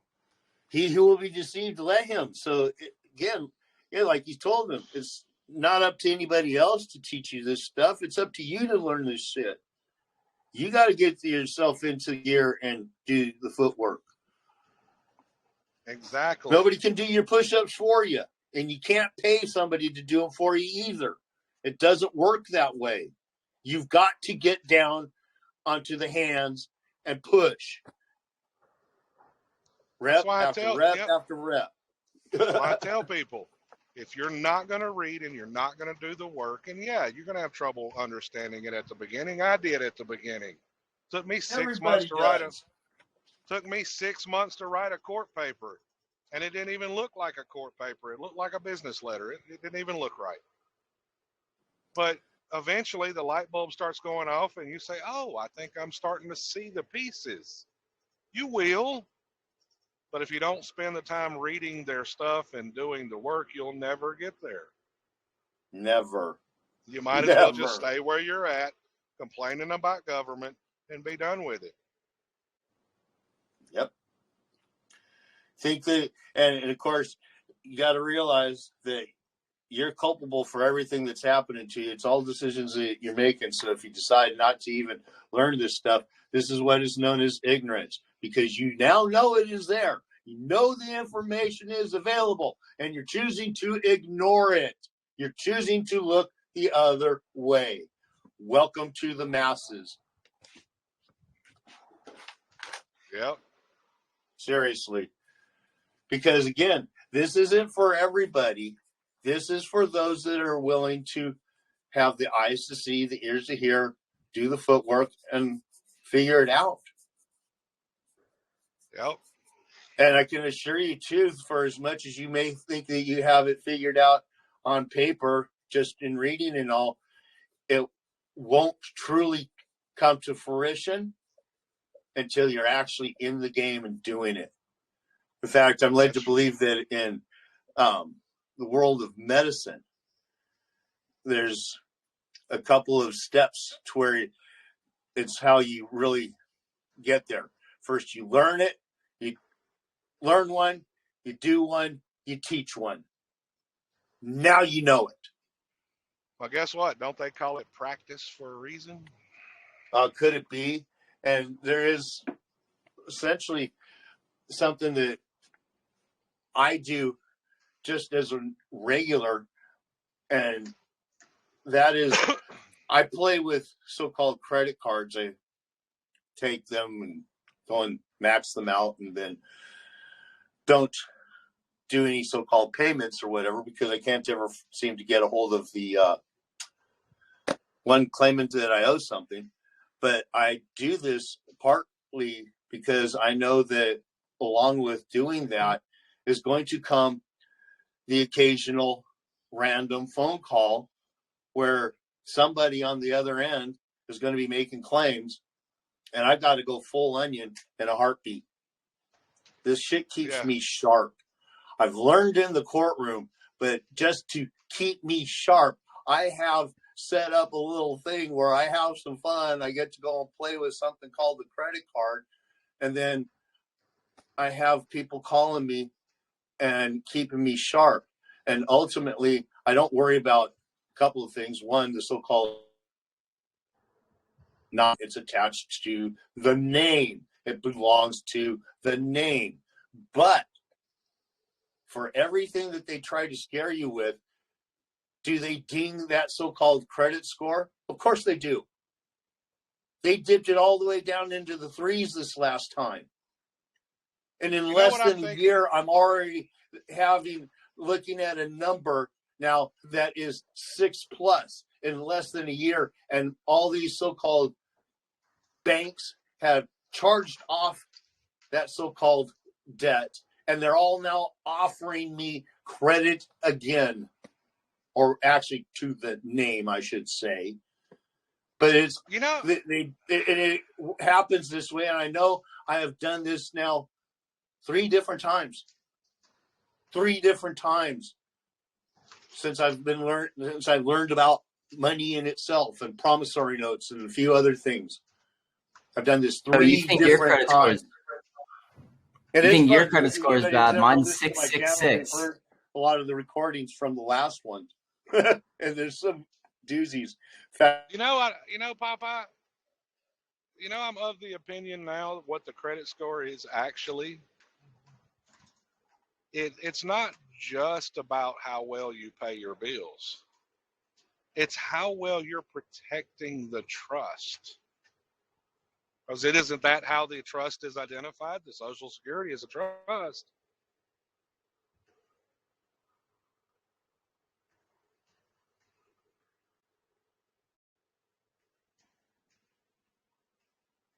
Okay, you went silent, Popeye.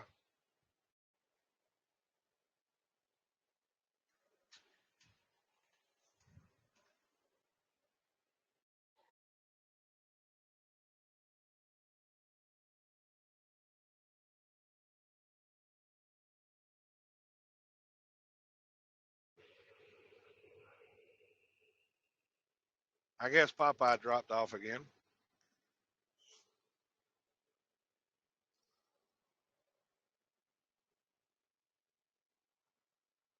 Can I ask, can you elaborate on that a little more, sir? Elaborate on what, the Social Security number?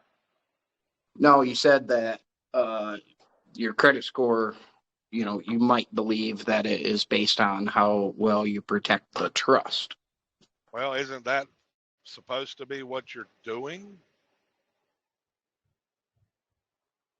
I mean, that's what Cite Your Authority talks about. That's what I talk about. If you're the agent, your duty is to report to the principal so the principal can balance the books, right? So in a sense, if you're reporting to the principal, your credit score should increase. Yeah, because what does the Social Security number represent? It is I don't know. It's the identifying number for the trust. The account number. I know that. Come on. That's right. I called and asked them.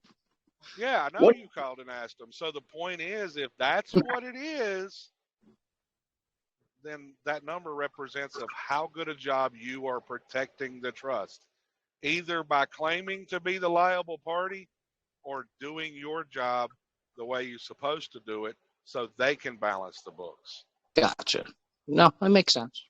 Gotcha. Just wanted a little clarity on that,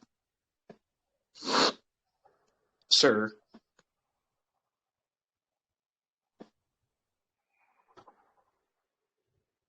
See, Jesse is so caught up on, you're a surety. If you don't do blah, blah, blah, you're the surety.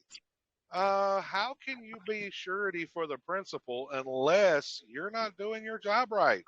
Now the surety under the law of agencies does have the ability to come after you. I mean, wouldn't you be the surety if you become the principal? Exactly. And there are people. Go look at trust law. Trust law says the trustees are always liable for the trust. That's why you write your trust indenture with a hold harmless agreement. But the hold harmless agreement is only to the point that the trustee followed the rules of the trust. If they didn't follow the rules of the trust, guess what? That goes right back to the law of agency. The trustee is nothing but an agent for the trust managing the estate for the beneficiaries. When they do their job, they're not liable. When they don't, guess what happens? It doesn't matter how much of a hold harmless agreement you have, they are liable. It's like that with every single position that everybody's putting out, that you should be the executor, the trustee, the guardian, whatever. If the agent doesn't do their job under whatever official capacity it may be, they will have liability.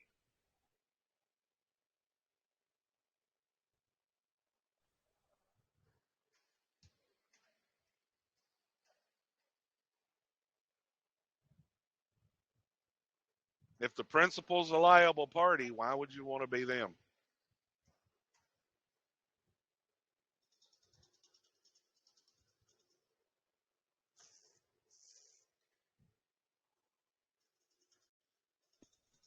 I don't want to be any of them.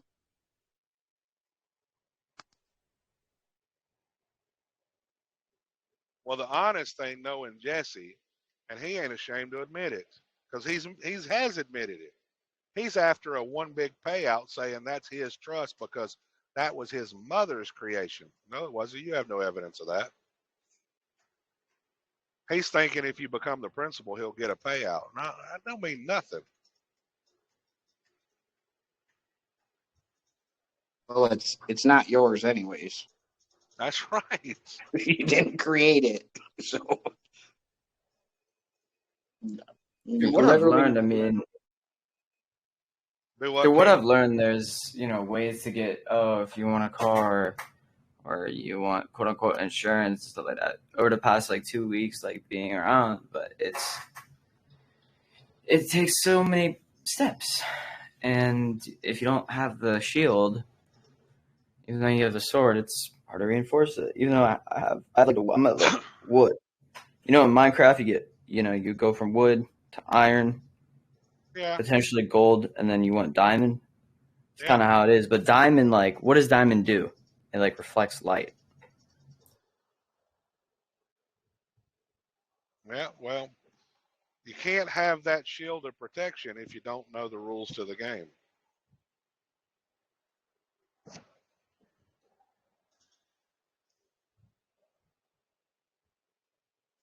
Aren't the rules of the game normally written on the back of the box or a manual that comes with the game? Yep, that's right.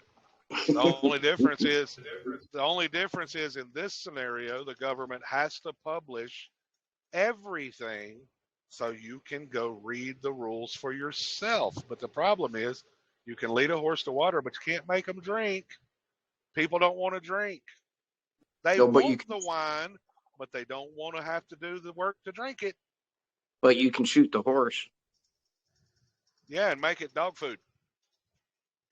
Yo, Tim, I don't know if I should say this in here, but Pastor, I'm gonna send you and Tim a DM. Welcome back, Popeye. Yeah, I had to bolt for a minute. Had a couple things to deal with. Wife called, and there was something else going on. I had to deal with some business. Tim asked a very good question, and nobody brought it up before now while you was gone. He said, Jesse's talking about being the principal, but isn't the principal the liable party? Yes. I said, yeah. So what is Jesse doing? He's trying to move into the liability side instead of saying, I don't want to be the liable party. I don't want to own this crap. Well, yeah. Why would you want to assume liability for anything when it's already been assumed for you? Yeah. The reality is that's the whole idea behind the idea of the name and the Social Security, because it's your ability, your protection in commerce. They have already assumed that liability. It's just a matter of the fact, like you said, that most people don't recognize that, and so they assume the liability by claiming that name is theirs. And again, that's a test When you step in front of a judge and they ask you, are you such and such? You're assuming liability when you say yes. I'm Slim Shady. That's all I'm going to say. This is part of the reason why I posted on the so-called YouTube channel. And in fact, I posted one the other day, right here in the room. They got to get you to claim that name. Of course, in that one that I posted the other day, for a while there, I had the tables turned on the girl when I was asking her to verify who she claimed to be. Look at the arguments Jesse's making.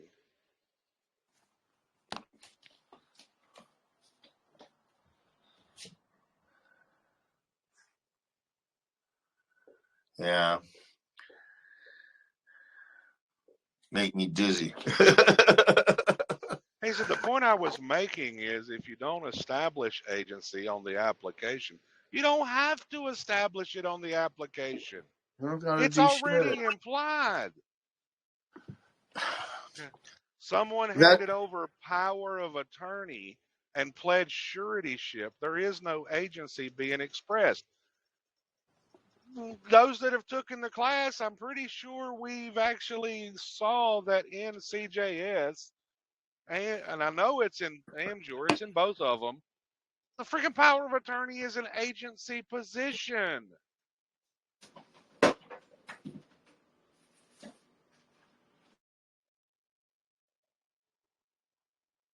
Well, could it be that that's part of why, without doing any paperwork or anything, the way I've been doing lately, that I have had so much success because I'm doing it without actually even expressing it? Could it be this is a whole thing that is completely implied, that I don't express anything? You don't even have to use the term agency. The principles are built in. Go look at the term beneficial owner. What is the term? What is a beneficial owner? One that is holding someone else's property and using it. Does that mean liability? No, that's what the general agent's for. You're the beneficial owner using that property to make the freaking trust profitable. Which is exactly why, like I've said before, I don't do paperwork in a general sense. No need to. No need to. Just live it. And this is what I was saying earlier to Elena and basically everybody. If you understand the Bible, the New Testament is the part that teaches you how to walk the path. The Old Testament sets that foundation. This is why there is two parts as well. The old school Old Testament teaches you the foundations of law. The common law is in there, yada, yada, yada. And then there's the path that Jesus walked. When you walk that path as closely to what Jesus has laid for you, you're doing what needs to be done without saying a word. Yeah. This is why I say the very first thing that you should all do is walk the path that Jesus has laid. It's right there in the Bible. In fact, the part that tells you the most is when Pontius Pilate says to Jesus, "You're the king of the Jews." And Jesus says, "You say I am." They're telling you right there. Pontius made the claim. It's his burden to prove it.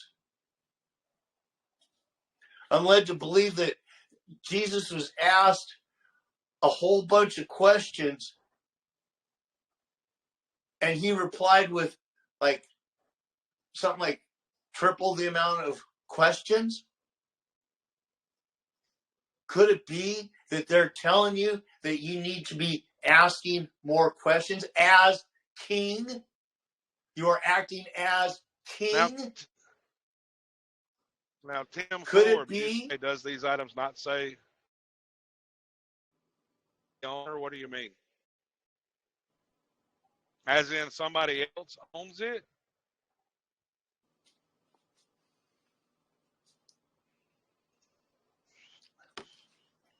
Yeah, I'm a little busy. I was just texting, but yeah, I mean, like the back of the social is pointed out. It says it's their property. The birth certificate, it's the state's property. Things like that. It tells you it's theirs, and owner's liability. Why would you want to be the owner? Because if ownership is liability, why do you want to be the liable party?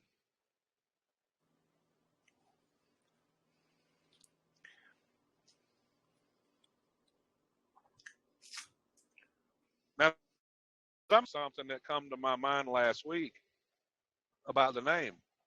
What does the Bible say? Where is the power? Doesn't it tell you that the power is in the name of Jesus? The Bible tells you what?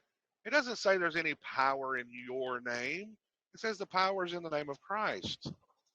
Well, if your name was created in sin, because why? Two sinful beings that are fallen, who passed that inheritance called sin to their offspring, then that name would be created in sin. Why do you have control of that like it has some kind of power? It doesn't. The name is in what? The name of Jesus Christ, not your name. And are you not operating as a believer, as an agent for Christ? Yes. We're supposed to do all things in his name. Doesn't it say that in the Bible? Yep.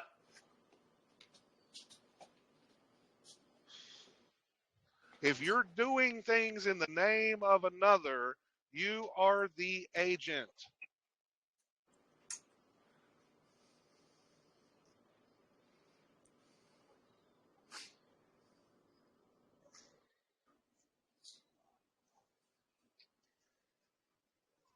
Might I throw a quick Bible reference in? Go ahead. Throw it. It's a law book. God's law, man's law. Yeah. It's that simple. Which one do you guys want to follow? Well, this is part of why I talk about when, in just the basic logical, real sense, though. If you look up and you do not see the soles of the feet of another man or woman, then who in the hell can legally, logically, in any way, shape, or form claim to be above you? The way I see it, all men and women stand side by side on an equal playing field. Could it be? Call it, what's the term, Popeye? It's equality. It's not equality in creation. It's equality in something, but not outcome. You hear a lot of conservatives talk about that when the left gets on this tangent equal of race. Starting, but not equal outcome. Yeah, that's right. Equal beginnings, equal playing field to start from. But that doesn't, just because we're on an equal plane to start from, doesn't mean that we're going to have equal outcomes. Because if I play harder than you and I kick your ass, I get to win. That's all there is to it. I mean, even the Bible lays that out when it talks about the rewards given to somebody in heaven. Look at the different types of awards that people will get based on what they did. Are they all the same? No. Yep. No, it was not supposed to be equal outcome anyway. Just the same, in fact, when people talk about ridding the world of evil and bad, you're never going to do that. And in fact, I would argue quite the opposite, that to have evil in the world, to have bad in the world is essential. Because you have to How have are you going to know? How are you going to know good if you don't know evil? Right. How are you going to know light if you don't know dark? How are you going to know anything if you do not know the opposite? Duality. Exactly. Yes. Yin yang. It's everywhere. Yep. You got to have it. or you will not exist. So for everybody that constantly talks about, we got to get rid of all the evil in the world, bullshit. Shut the hell up. In fact, I would say that you're the most evil of all if you're trying to do something that is impossible and trying to sway people to do the impossible. Stop it. You can't get rid of the evil, because first you got to get rid of the evil that's in your heart. Try that one first. Yeah. And when you can't succeed in that, come back and tell us how you're going to change the world then. Because you can't change anybody but yourself. The only thing you can do is be the change you wish to see. Hey, it's like I told people, yeah, I may teach the stuff I teach, and people tell me that I'm one of the few people that actually makes sense. But can I save the world? No, I quit trying. Why? I'm not Jesus Christ, and if he can't save the world, I know I can't. Well, I look at it this way. I'm not even really here to teach you. I'm here to transfer information. What you do with that information is completely on you. That's right. That's all I'm here doing, is I'm just giving you information.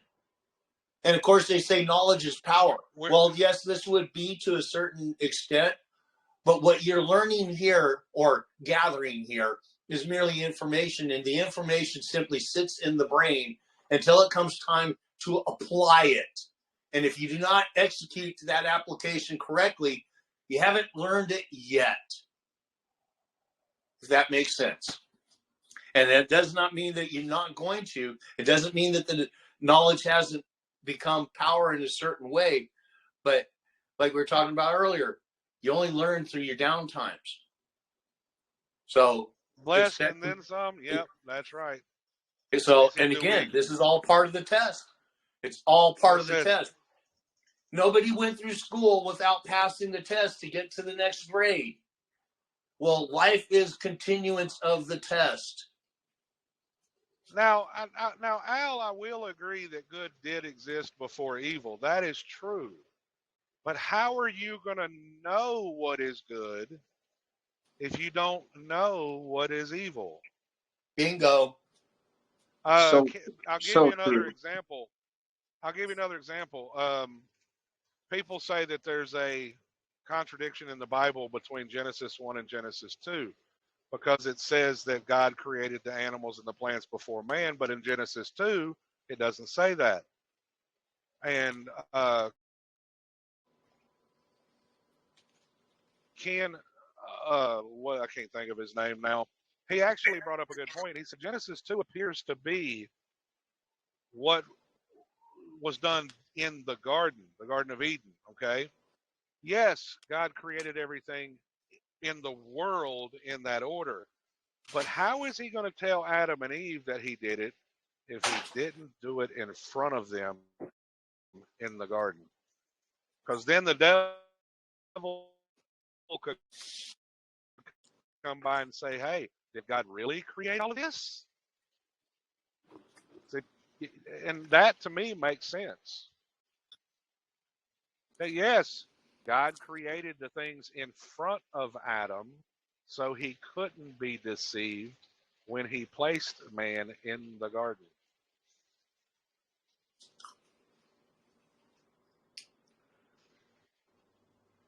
And believe me when I say, did they recognize Did they recognize evil in the garden? No, they did not. That's the reason Eve was able to be deceived, because why?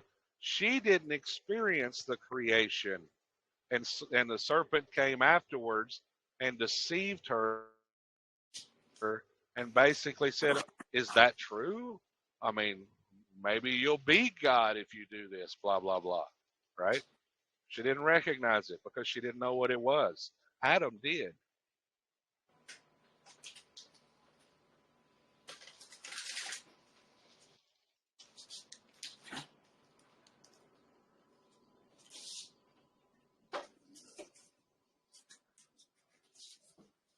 Oh, yeah. I figured you would agree with that. Frankly speaking, this is one of the things, besides some of my own spiritual experiences. just some basic logic. Creation had to be. There could not have been evolution such as the way that it is discussed in school. Espoused, yeah. It's not possible. And one of the basics is, how do babies raise babies? Because if evolution, even the legal system, yeah, if that happened, how did the babies raise babies? Where was the grown-ups to help raise the babies to begin with? It doesn't. There's huge illogicalness in that alone. How did the babies raise the babies? And go now, take that to the legal system. Infants raising infants. You're acting in infancy and don't even know it. Could it be?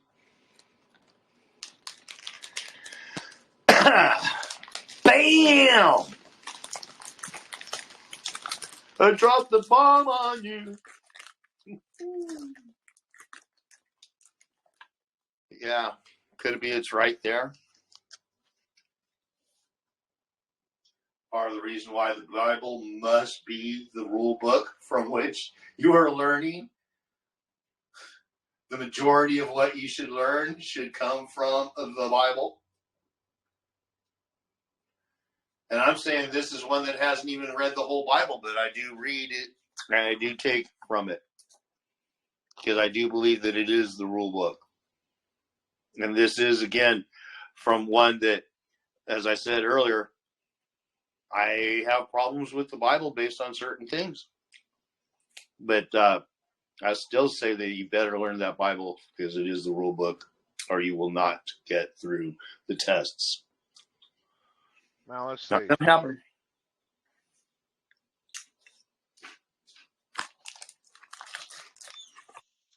Oh, come on. What are we doing, people? It's just a little water. More like a lot. It's freaking pouring down rain all of a sudden.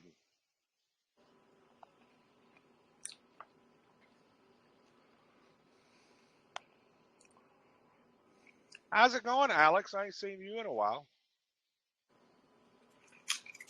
Good. Can't complain. It don't do no good, does it?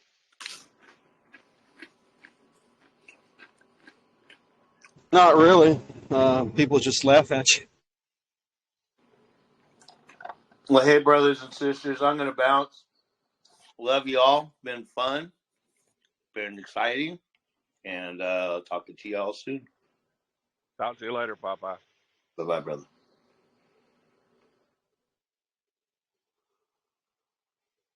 So, anybody got questions? Thoughts?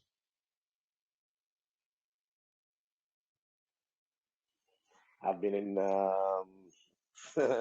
in a faraway place, moving in-law from San Antonio to Dallas since my father-in-law passed. So I've been out of commission, literally. But my question is a person that I know that is on probation. All false trumped up charges, but he took the plea deal. And what is he still? Does the agency agent rules still apply when false? Yeah, it still applies. It still applies. Look, when they take you to jail, what's one of the things they call you when you're in jail or prison? They call you what? A trustee? They call you principal. No, they call you a trustee. I mean, you'll see that term floating around in the jails and the prisons. Why are you the trustee? You come in there claiming to be that. Now, you know what's interesting is on one of my tickets, the only ticket I got, it had on there the all capital letters name. It says hereafter principal. And of course, at that time, I wasn't paying attention, but it actually had on there hereafter principal. And then it went all this other stuff. And then I had to sign, what do you call it, recognizance or whatever it is to get out. Yeah. But it had principal on there. Yeah. But now, to your question, though, yeah, it still applies. The problem is people don't know how to handle things. I mean, that name is the trust. It's not you. You're not a trust. You're not a piece of paper. You're not a contract. So how would he ever rescind or get out of the probational thing if he it's too late? No, it's never too late. Look, Popeye actually did probation, and he actually got out of it. You'll have to go back and listen to the recording when he talked about it, because I'm not going to get it word for word right. Right. But in the 3.5 hour video, I think that's where the best description is at, where it's titled "Discussion with Popeye." Okay, that one. Yeah. He actually he's risking going to jail. He calls the freaking probation office and said, "Hey, I need to speak to the person that has an interest in this matter. Who is the person with the firsthand knowledge, right?" And they hee-haw around. They can't never show who it is, et cetera, et cetera. And they get the guy, whoever the person was in charge, calls him up and says, well, he wouldn't ever say whether he was the interested party or not, but he tried to trip him up and said, well, you're supposed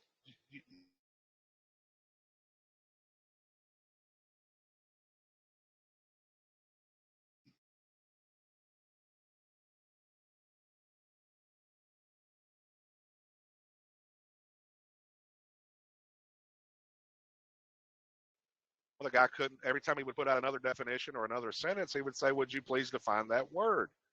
And he ended up, he said, well, hey, that's what, you have a car. He said, well, define car. He said, that thing you travel in and you go to the gas station, and he said, you're breaking up.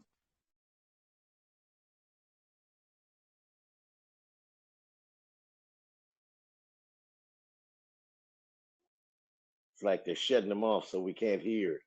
Every time you get to the good part, Pastor, they shut you off.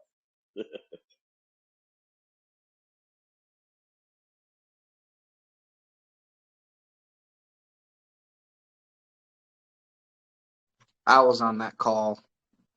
Whoever asked Popeye, how do you pay basically for gas without saying that?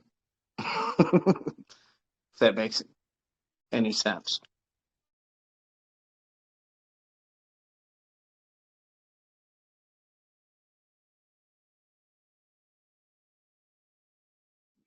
Say that again. Where he kind of cut off the second time about talking about driving the car down the road, and when the car needs gas, how do you pay? Was the premise. And so Popeye kept saying, well, what's a car? What's a road? And then the guy says, well, what do you do when that needs what it needs to go? Popeye says, I go get what it needs to go. And that's it. That's what I do. So he basically doesn't admit to pay for gas. Right. Was the Gotcha. So it's the word game.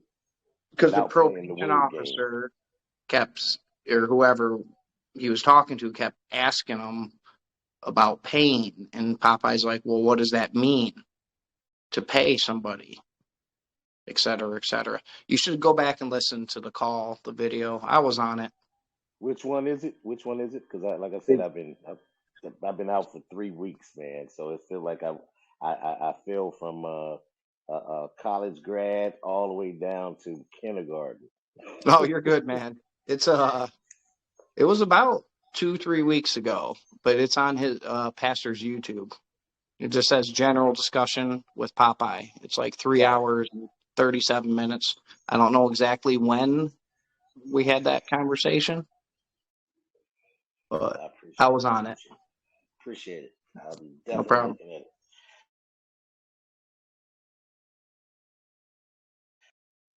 Pastor must have got into the rain.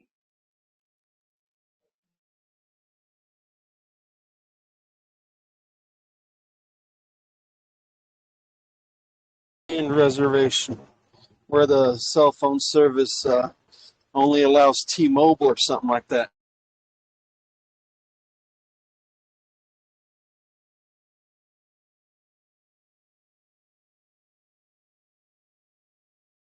You haven't fallen very far, Al. 3 weeks out, not much has changed. Appreciate that, but it feels like it when you see 1,001 messages that have gone on pastors. Finally, I'm like, oh, there you are. I'm like, I guess the storm was worse than what I thought. I mean, you had trees in the freaking highway. I had no cell service. It's like, what the crap? I tried to explain it to him because I was on that call, sir, but obviously my expertise level isn't as high as yours, sir. Well, I mean, it's just, he got it. Every time he would throw out a sentence, Popeye would get him to define the word. You know, what is a car? What is, you know, you go to the gas pump. Well, what's gas? You know, you stick the hose in the car. What's a hose? He would never get Popeye to admit to any of these things, right? And when it was all said and done, the guy give up on that and says, well, don't you own a car? Well, where's your firsthand knowledge that I own anything? The clothes on your back. Yeah, he said, well, you own the clothes on your back. He said, well, sir, I'm led to believe God owns that. And that was the death knell in the entire conversation with that guy. After that, a week later, he has another conversation with the guy, and the guy wouldn't touch the word pay. He wouldn't touch the word ownership. He wouldn't touch none of this stuff. And then one day he got a letter in the mail that the debt was discharged.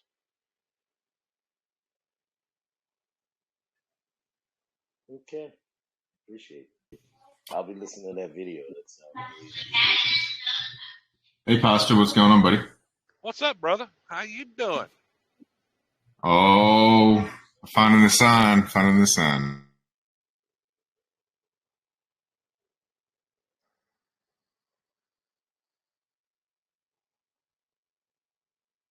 How can you be the grantor of something you have no knowledge of its creation?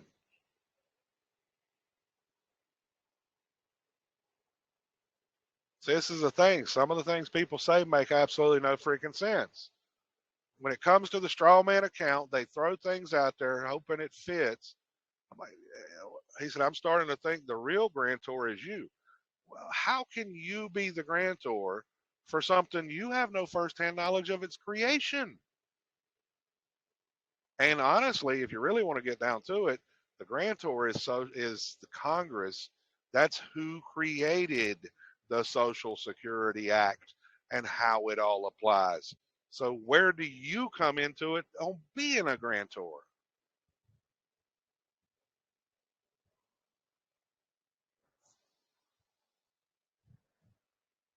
Pastor, I have a question about something that Myron Rice was successful in doing, and another group, this lady was successful in doing it as well. Doing what?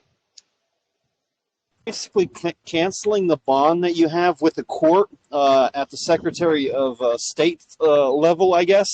And then when there's no money to be made off your trial or whatever, then they basically let it go.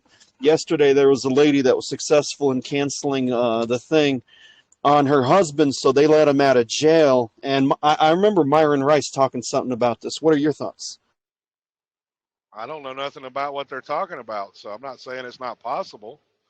I mean, how do you cancel the bond through the Secretary of State? That'd be my first question. Maybe they're using the estate to pay the bond, to pay the tax. I don't know. If that makes sense. I haven't talked to Myron Rice. I haven't talked to Myron Rice on it, so I have no knowledge.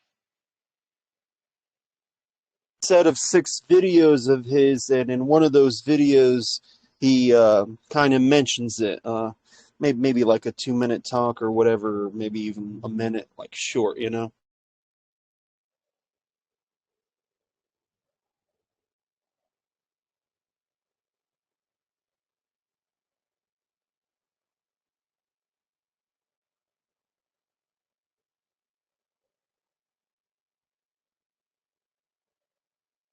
He said, scientifically speaking, it is impossible.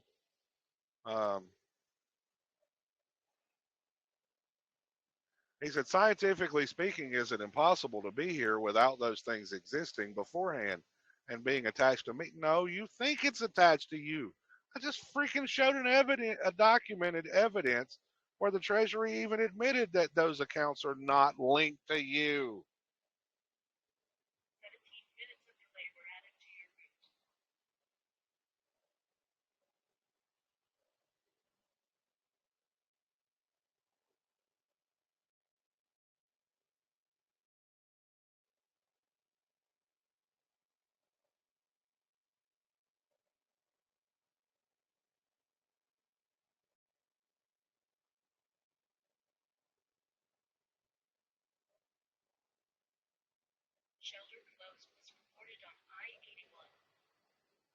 I mean, I don't know. I've showed that letter twice I got from the Treasury in the first video recorded and in this video.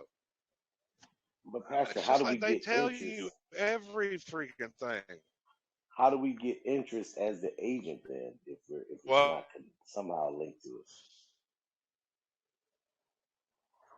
Hold on, Al. I didn't hear you. Try that again. I say, how do we get interest in the name if we're just an agent or we don't have it? Now, how do you get interest? Are you talking about interest like you would get on a bank account? No, I'm saying, how do we have that interest to be the agent if it's not connected to us? Because you're the beneficial owner of it. You're out there using it to do these things. Got it. You're working for this trust, but you've been working for free all this time. Yeah. Gotcha. Slavery's still illegal. Yeah. That's good. Well, let me rephrase that. Forced slavery is illegal. Voluntary is not.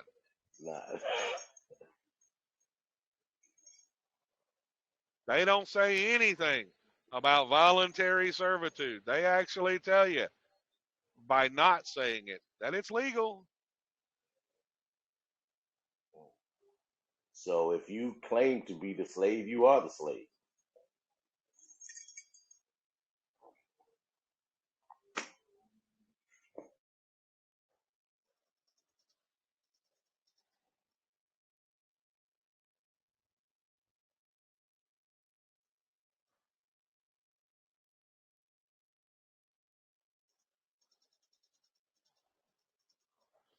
Jesse said, just stop. They took my blood at birth from the bottom of my foot.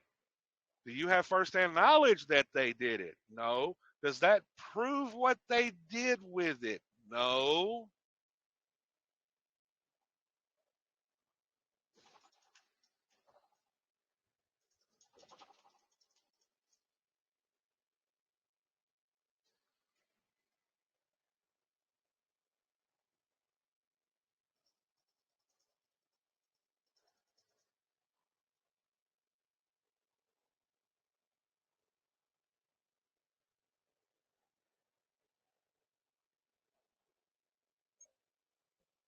So, Pastor, are you saying by process of elimination, the only position we can be in is agent or beneficial owner? No, the beneficial owner is an agent. Okay. And now that's by process of because why? If you're not the grantor, do you remember its creation? Nope. Are you the trustees? Nope. Do you have evidence you're a beneficiary? Actually not. Then what else could you be? Process of elimination. Okay.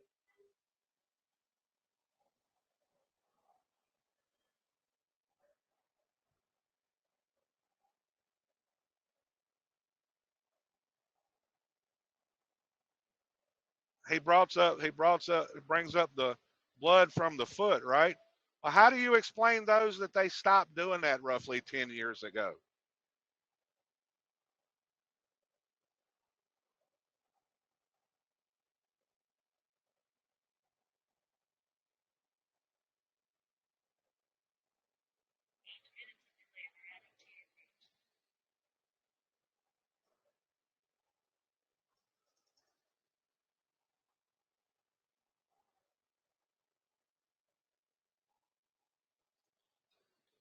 because there was a lawsuit against, I think, against the United States over the fact that they were taking blood from the baby's foot to get DNA information.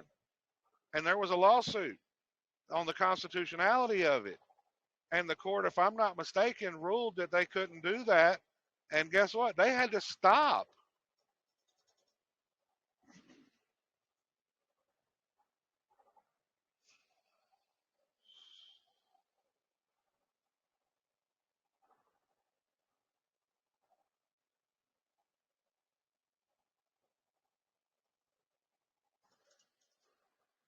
See, everything he's saying, he's not recognizing the mere fact that everything he's espousing is not from a stance of firsthand knowledge. Do I have firsthand knowledge they took blood from my foot? No. Is it possible they did? Yeah. When did they start doing that? In 1973. I don't know exactly what month. It's just what I've read. When was I born? In 1973. Does any of us remember what happened when we were born? No. That's not firsthand knowledge. So what does it prove? Absolutely nothing. You're claiming that something happened, and it may have. I watched it when they did it with my son. You have the firsthand knowledge. No, they did. They took it from the placenta and the umbilical cord. They didn't take the blood from my son. That's right. Or maybe they did, but that's when I said, "Hey, I was wondering if I could keep that." You know, just joking because I had no clue back then. Yeah. You know, and I think I asked, "Why are you taking blood?" They're like, "Oh, they'll run tests." And Tim, so do I. You remember that? Yeah, I mean, I have doctor's reports. I have my whole medical file. And the language in the medical file is very freaking interesting. No, from like, were you there for the birth of your child? For my daughter, I was there for the birth, but not for the whole process. Soon as she was born, I had to get on a road because I had to go deliver a load of chicken to the Bronx. Okay, yeah, no, because it literally happened like within a couple minutes. Because my son was a C-section. Because my daughter was a C-section too. Emergency. My daughter wasn't. She was born naturally. And see, and none of those accounts are linked to you, but somehow you're the general agent. Yeah, it's called implied agency. If somebody gives you their property to operate it, that makes you the agent. That doesn't make you the owner.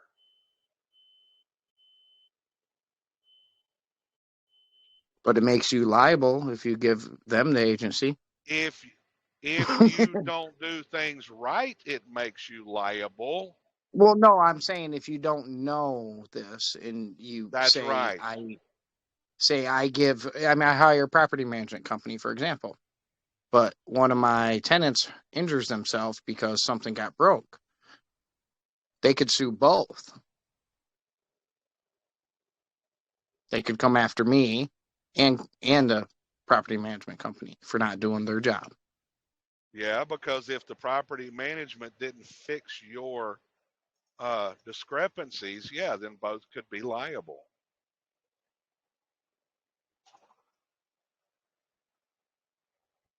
Or if they just got injured in general, then the property management company wouldn't be liable if it was not of their fault.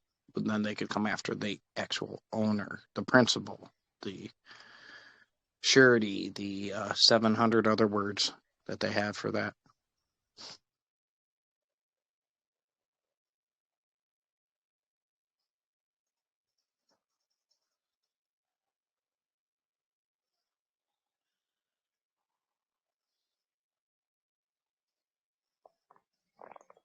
So is there I think talking about this way back in the past in regards to linking, they're making the lien, and I've heard this I guess Yusuf style, they're making the lien on straw man, and you are the person, or not the person, sorry, you're the man or the agent for the straw man, and they're putting the lien on the straw man because, like you said, that's right.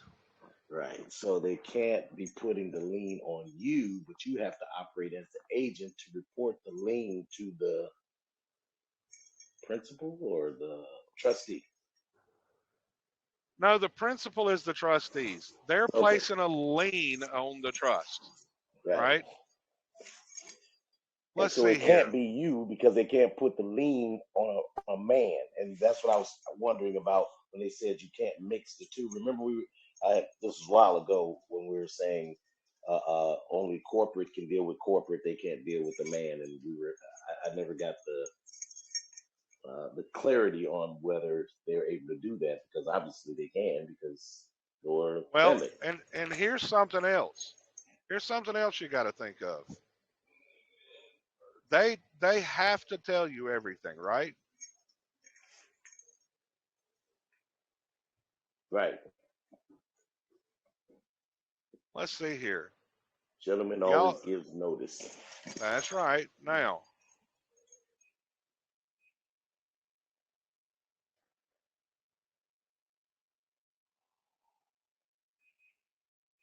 let me know, can y'all hear this? A little narrow in terms of what the definition actually is. Right.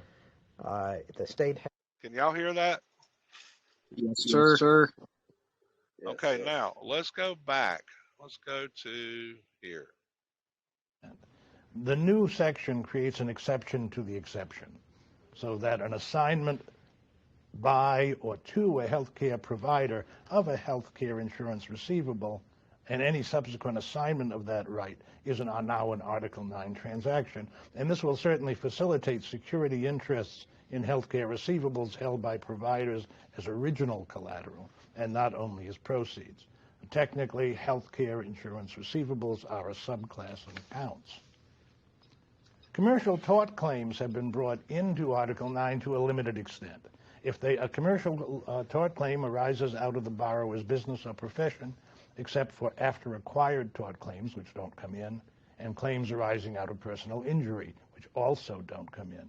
This inclusion will make it possible for the injured party who holds such a commercial tort claim to borrow against it, perhaps securitize it.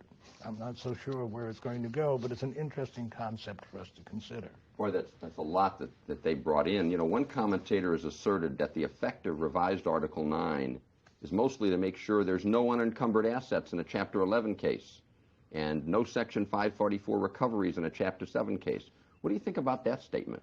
Well, no one could deny that there was a strong feeling among those representing secured creditors who were active in the drafting process that trustees should be deprived of assets. But I think when you come down to the bottom line, when you come down to the bottom... Look at that. You see how they all giggled? You know, that deprive the trustee of their assets, and they all giggled? Line, I think we're going to find that it doesn't make an awful lot of difference. For example, now revised Article 9 says that the secured creditor has a security interest in deposit accounts. Can have. Well, we could always do that in the past. It just took more paperwork. You might need a lockbox or some other kind of device. You could do it. So I think if you look at the practical impact, trustees are not going to be deprived of much that they weren't deprived of previously by aggressive secured creditors. Judge, the point that you make about how bringing in these additional items of collateral into revised Article 9, that now for the first time can you take a security interest in those assets. You just had to do it under other law when we were dealing with former Article 9, and other law was often hard to find, it was expensive. So the net effect of bringing in these additional assets may, yes, make it easier and simpler for secured parties to take security interests, but it'll also be cheaper. And hopefully the benefits of having a lower transaction costs will be passed on to the debtors. Well, perhaps so. It certainly will make it simpler. And as an old-timey loan doc person from my youth. I like things that make loan transaction documentation simpler. Yeah, although it'll be interesting to test that proposition empirically. I mean, it's unclear to me that you have an economy that can really absorb those kinds of costs in terms of deposit accounts and the other things that are brought in. I think the other point that was made, I think. But you heard what he said at the beginning, talking about securitizing it and stuff like that. Yes. That's what they're doing. They're doing commercial tort claims. And they're securitizing the accounts against the trustees. Works out neatly. I mean, this is, I think, a major improvement in the enforcement of ag liens, which have always been a bit of a problem. There's a new concept in 9 for health care insurance receivables. What happened at most hospitals? This right here is important. You signed a contract for your children to receive health care, right? You gave an assignment to the hospital. That's a health care receivable. Their interests or claims under a policy of insurance that's a right to payment of a monetary obligation for goods or services rendered. Now, you recall under old 9 did not apply to a transfer of an interest in or a claim under a policy of insurance, except for proceeds to some extent. The new section creates an exception to the exception, so that an assignment by or to a healthcare provider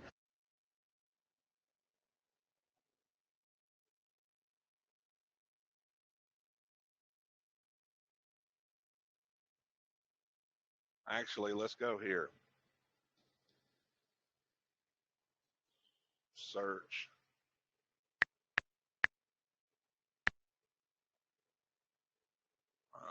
No.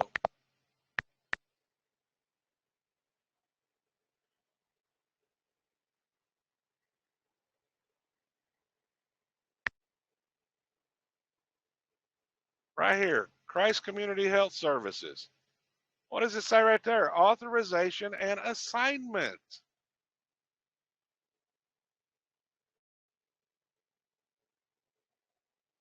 This authorization and assignment is a permanent one-time signature which will remain on file and will be used for future claims. I may revoke it at any time by written notice. What are they talking about in that video? Of a health care insurance receivable, and any subsequent assignment of that right is now an Article 9 transaction. And this will certainly facilitate security interests in healthcare receivables held by providers as original collateral and not only as proceeds. Technically, healthcare insurance receivables are a subclass of accounts. Commercial tort claims have been brought into Article 9 to now here's the section with the court cases, and watch how they giggle. A limited extent. If a commercial tort claim arises out of the borrower's business or profession, except for after acquired tort claims, which don't come in, and claims arising out of personal injury, which also don't come in.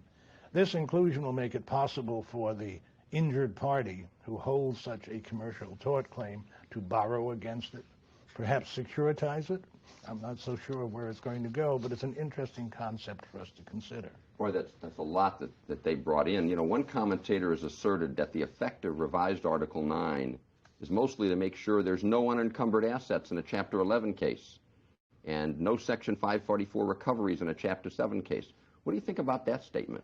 Well, no one could deny that there was a strong feeling among those representing secured creditors who are active in the drafting process that trustees should be deprived of assets. But I think when you come down to the bottom line, when you come down to the bottom... And look at that. Look how they giggle.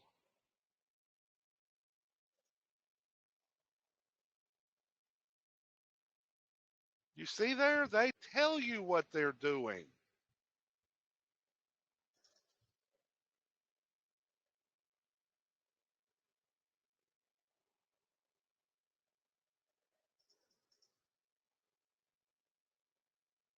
Does that open your eyes, Al?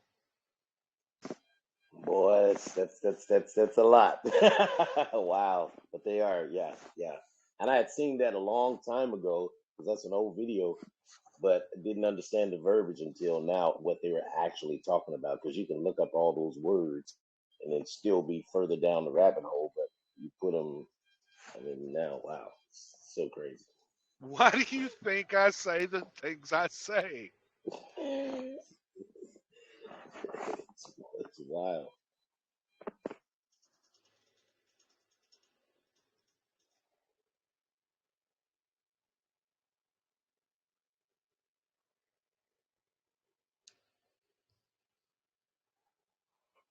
All I could say to those guys, now they're just doing their job, but if they're doing it deceptively, the word from the Bible is woe. The woes to those that are doing it deceptively.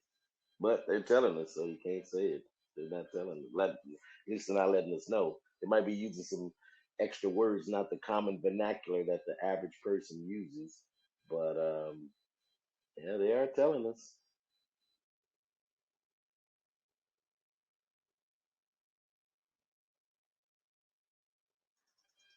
And my woe is WOE, not so much WOAH.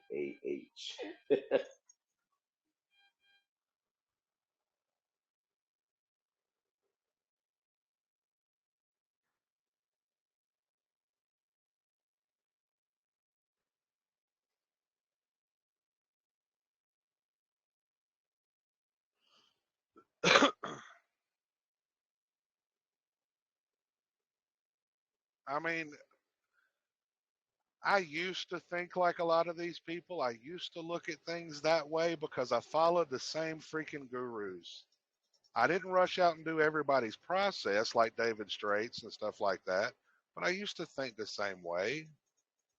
And the more I dug and the more I learned and the more I realized, it's like, hold up.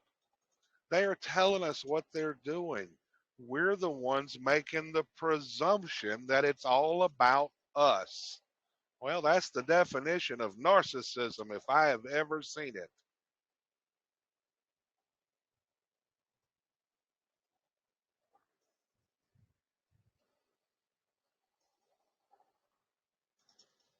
Oh, come on now, Pastor. That was a low blow, man. I resemble that remark. Guess what, brother? I'm preaching to the choir because I used to think the same thing. Amen.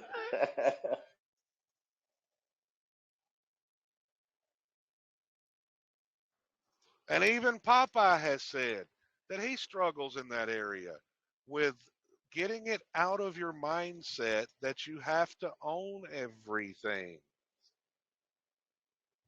It's just hard to overturn all these years of thinking a certain way.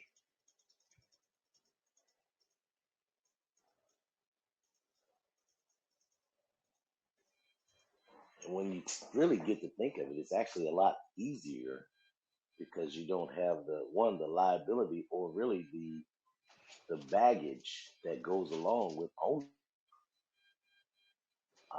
In actuality, I remember hearing about, I don't know if she was from North Korea or whatever, and I'm not saying in comparison, but she came from North Korea, and then she escaped over here to America, but she was so mind blown with how many choices she had to make. If you only have to make a few choices, you're not under so much stress. But she had to choose what type of cereal to eat. I mean, just in the basic things, what breakfast to eat. And it's nice to have those choices, but sometimes the more choices you have, the more problems you have. I kind of got into an old man habit of just going to the same place, so I don't have to look at all these different menus and all these new things. I just want some bacon and eggs and coffee. Okay, toast maybe. Yeah. So Tim Forbes, did you word that correctly?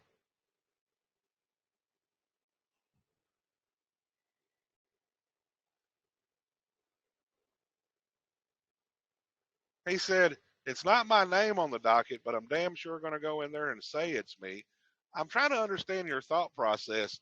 Because why would you go in there and say it's you?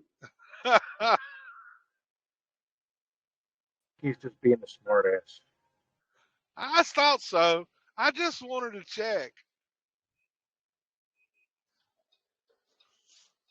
I don't assume any kind of emotion or, none of that stuff when it comes to somebody's types. You got a lot of people, especially women. You will send them a text and then they're mad at you because they misunderstood what you said, thinking you were whatever emotional state. And you're like, hold up, honey. No, I wasn't. Trust me, I've had that discussion with my wife before. I learned a long time ago, when somebody sends you typed out messages, don't presume your feelings to it.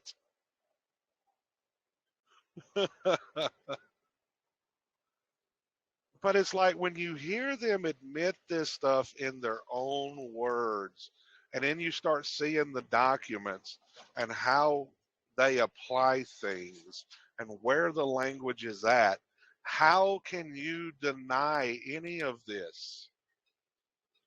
And Jesse honestly is coming from the standpoint of wishing that was his estate, because like I said, he has said it more than once that he wants the big payout. Well, the Bible plainly says, thou shalt not covet. Why are you coveting something that isn't even yours?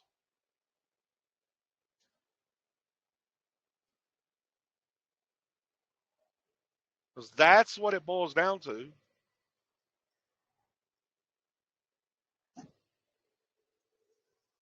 And Jesus said what? Render unto Caesar that which is Caesar's, and unto God that which is God's. Well, who created the Social Security Trust? Caesar did. Who created you? Did they create you, or did God create you? Marvin Gaye, he had a hand in creating me, sir. Well, I'm sorry that you have a different daddy than your brothers and sisters. I mean, no. I meant like just listening to Marvin Gaye got my parents in the mood. So I think that he had an influence on that. Now that's a possibility. I was just trying to lighten up the mood, sir. Oh, I'm in a good mood, but you're fine, Tim. I didn't take you serious. I was going to say your dad was the milkman, but you admitted Marvin Gaye, so I figured, hey, why not? No, I said my dad was had a part in it. That's good. But no, my dad is the milkman. That's what my brothers all told me. Well, darn. Hey, my brother, we joked around all the time and said my brother was the milkman's baby. Why? Me and my sister will burn like a freaking lobster. My brother will tan. Or mailman. Like, yeah, and I'm like, there's no way that he's yours. Dad, there's no way he's yours. I mean, me and my sister, we turn red out in the sun. He don't. He turns dark.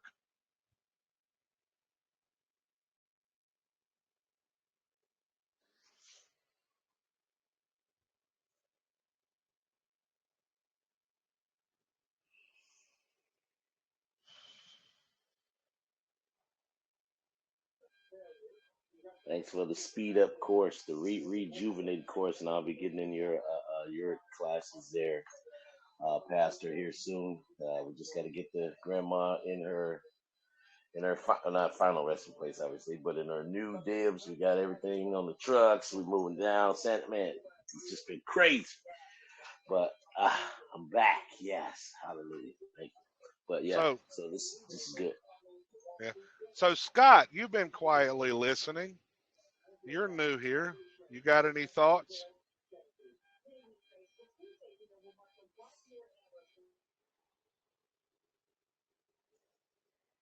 Well, at this point, what I can say is that I've had, I want to say, an experience with laughter from the other side of the phone. What? And that came by way of a third-party debt collector. Yeah. And I sat there and turned around. I answered the phone. And I told the woman on the other side of the phone, she was like, hello. I said, hello, how may I help you? She said, well, can I speak to Scott White? I said, well, he's unavailable at this time. I said, but I'm the agent of that name. How can I help you? She was like, "What?" I said, "I'm the general agent for that name. I sometimes use it, but I can help you. What do you need?" She sat there and she giggled. She literally giggled at me and was like, "Are you playing games with me?" I said, "No, ma'am, I'm not. But if you perceive that I am, that's on you." And she hung up on me before I could actually start with the agency part. I did that recently. I've already done that too. I've done that too. I did that recently with a debt collector. They called me. They asked about the name, and I said, "Well, I'm the agent for that estate." Well, we don't have anything on writing about you being an agent. I said, "That's not my fault.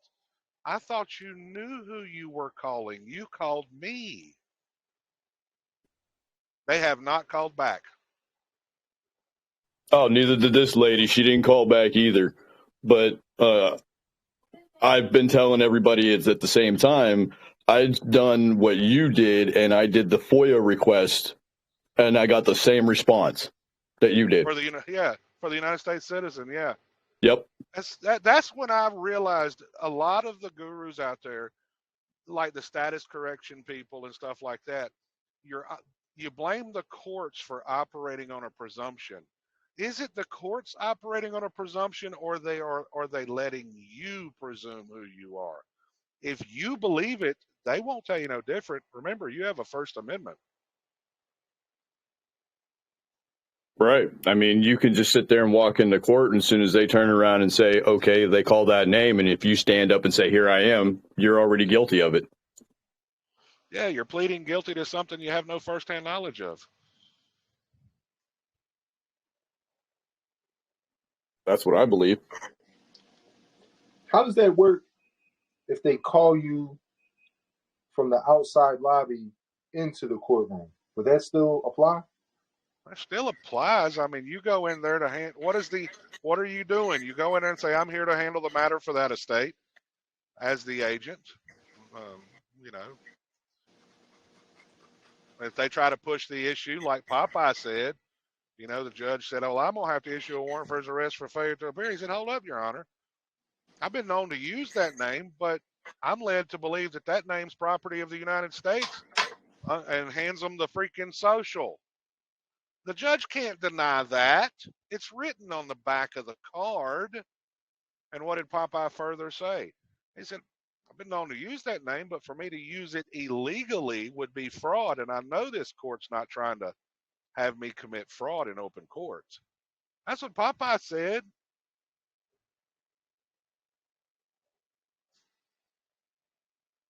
Does anybody know what the microprint around the name and the Social Security number actually says? Yeah, Social Security Administration, over and over and over.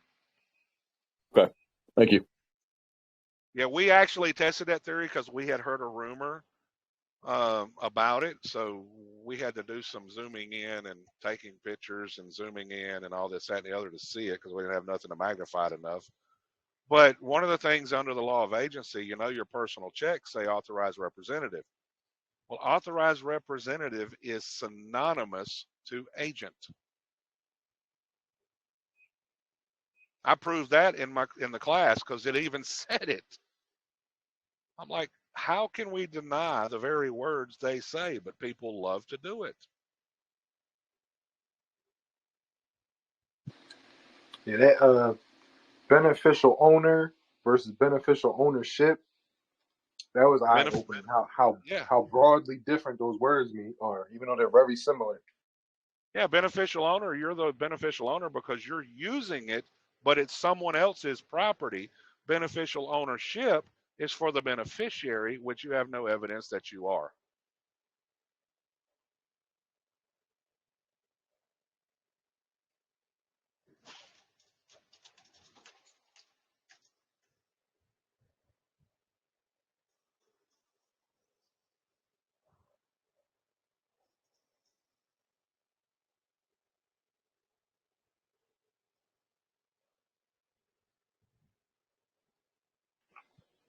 Did you see my message I posted earlier about the city charter?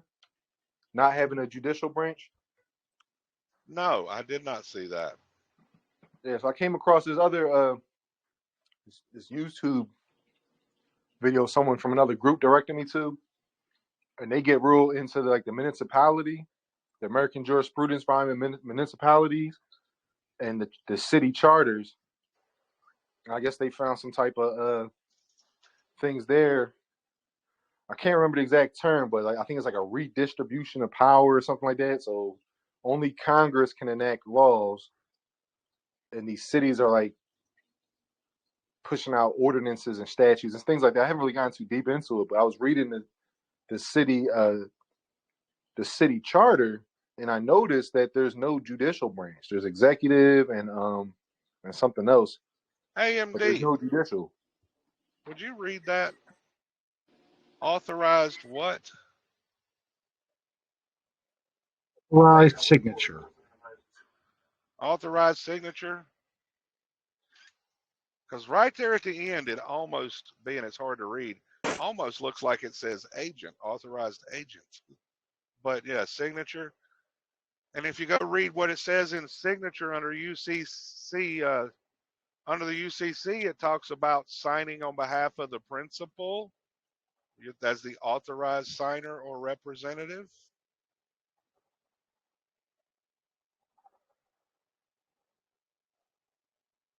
And yes, they make money on the debts we create because why? We're creating them in the name of the trust so the trust can be funded. That's why I tell people it's a symbiotic relationship. God gave us this land, God gave us this government, and we have a duty just like they do.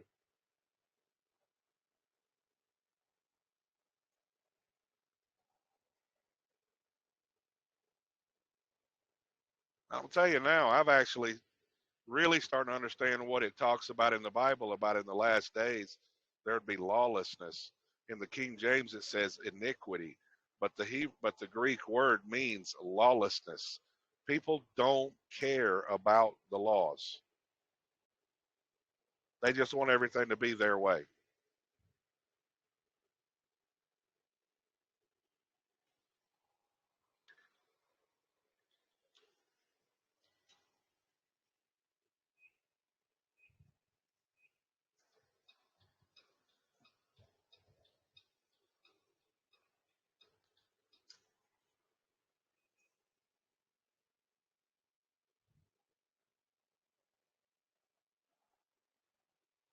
And by the way, for those that taken the class in here, I'm going to put out an email this weekend on it. The next class will be on the 6th. And tomorrow we'll be in the workshop group, so that way y'all have any more questions or got documents, we can go over them for those that are taking the workshop.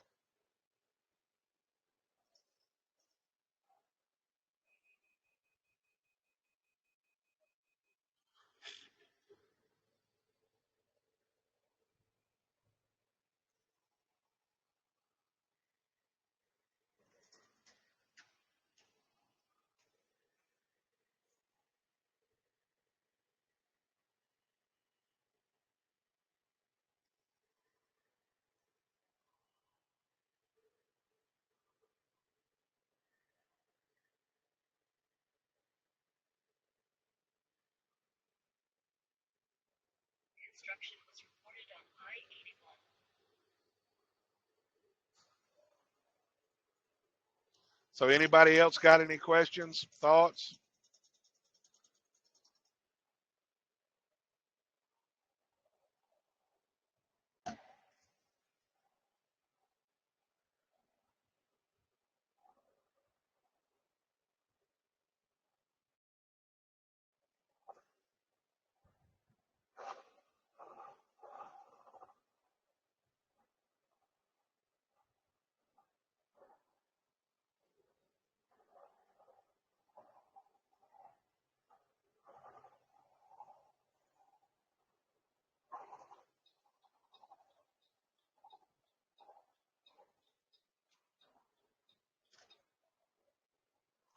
You all right back there, driver?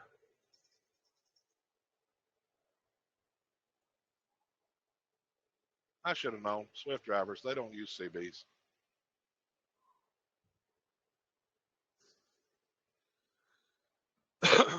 Well, I guess we'll call it a day, and I'll meet y'all that's doing the workshop in the workshop group tomorrow at 3 Eastern time.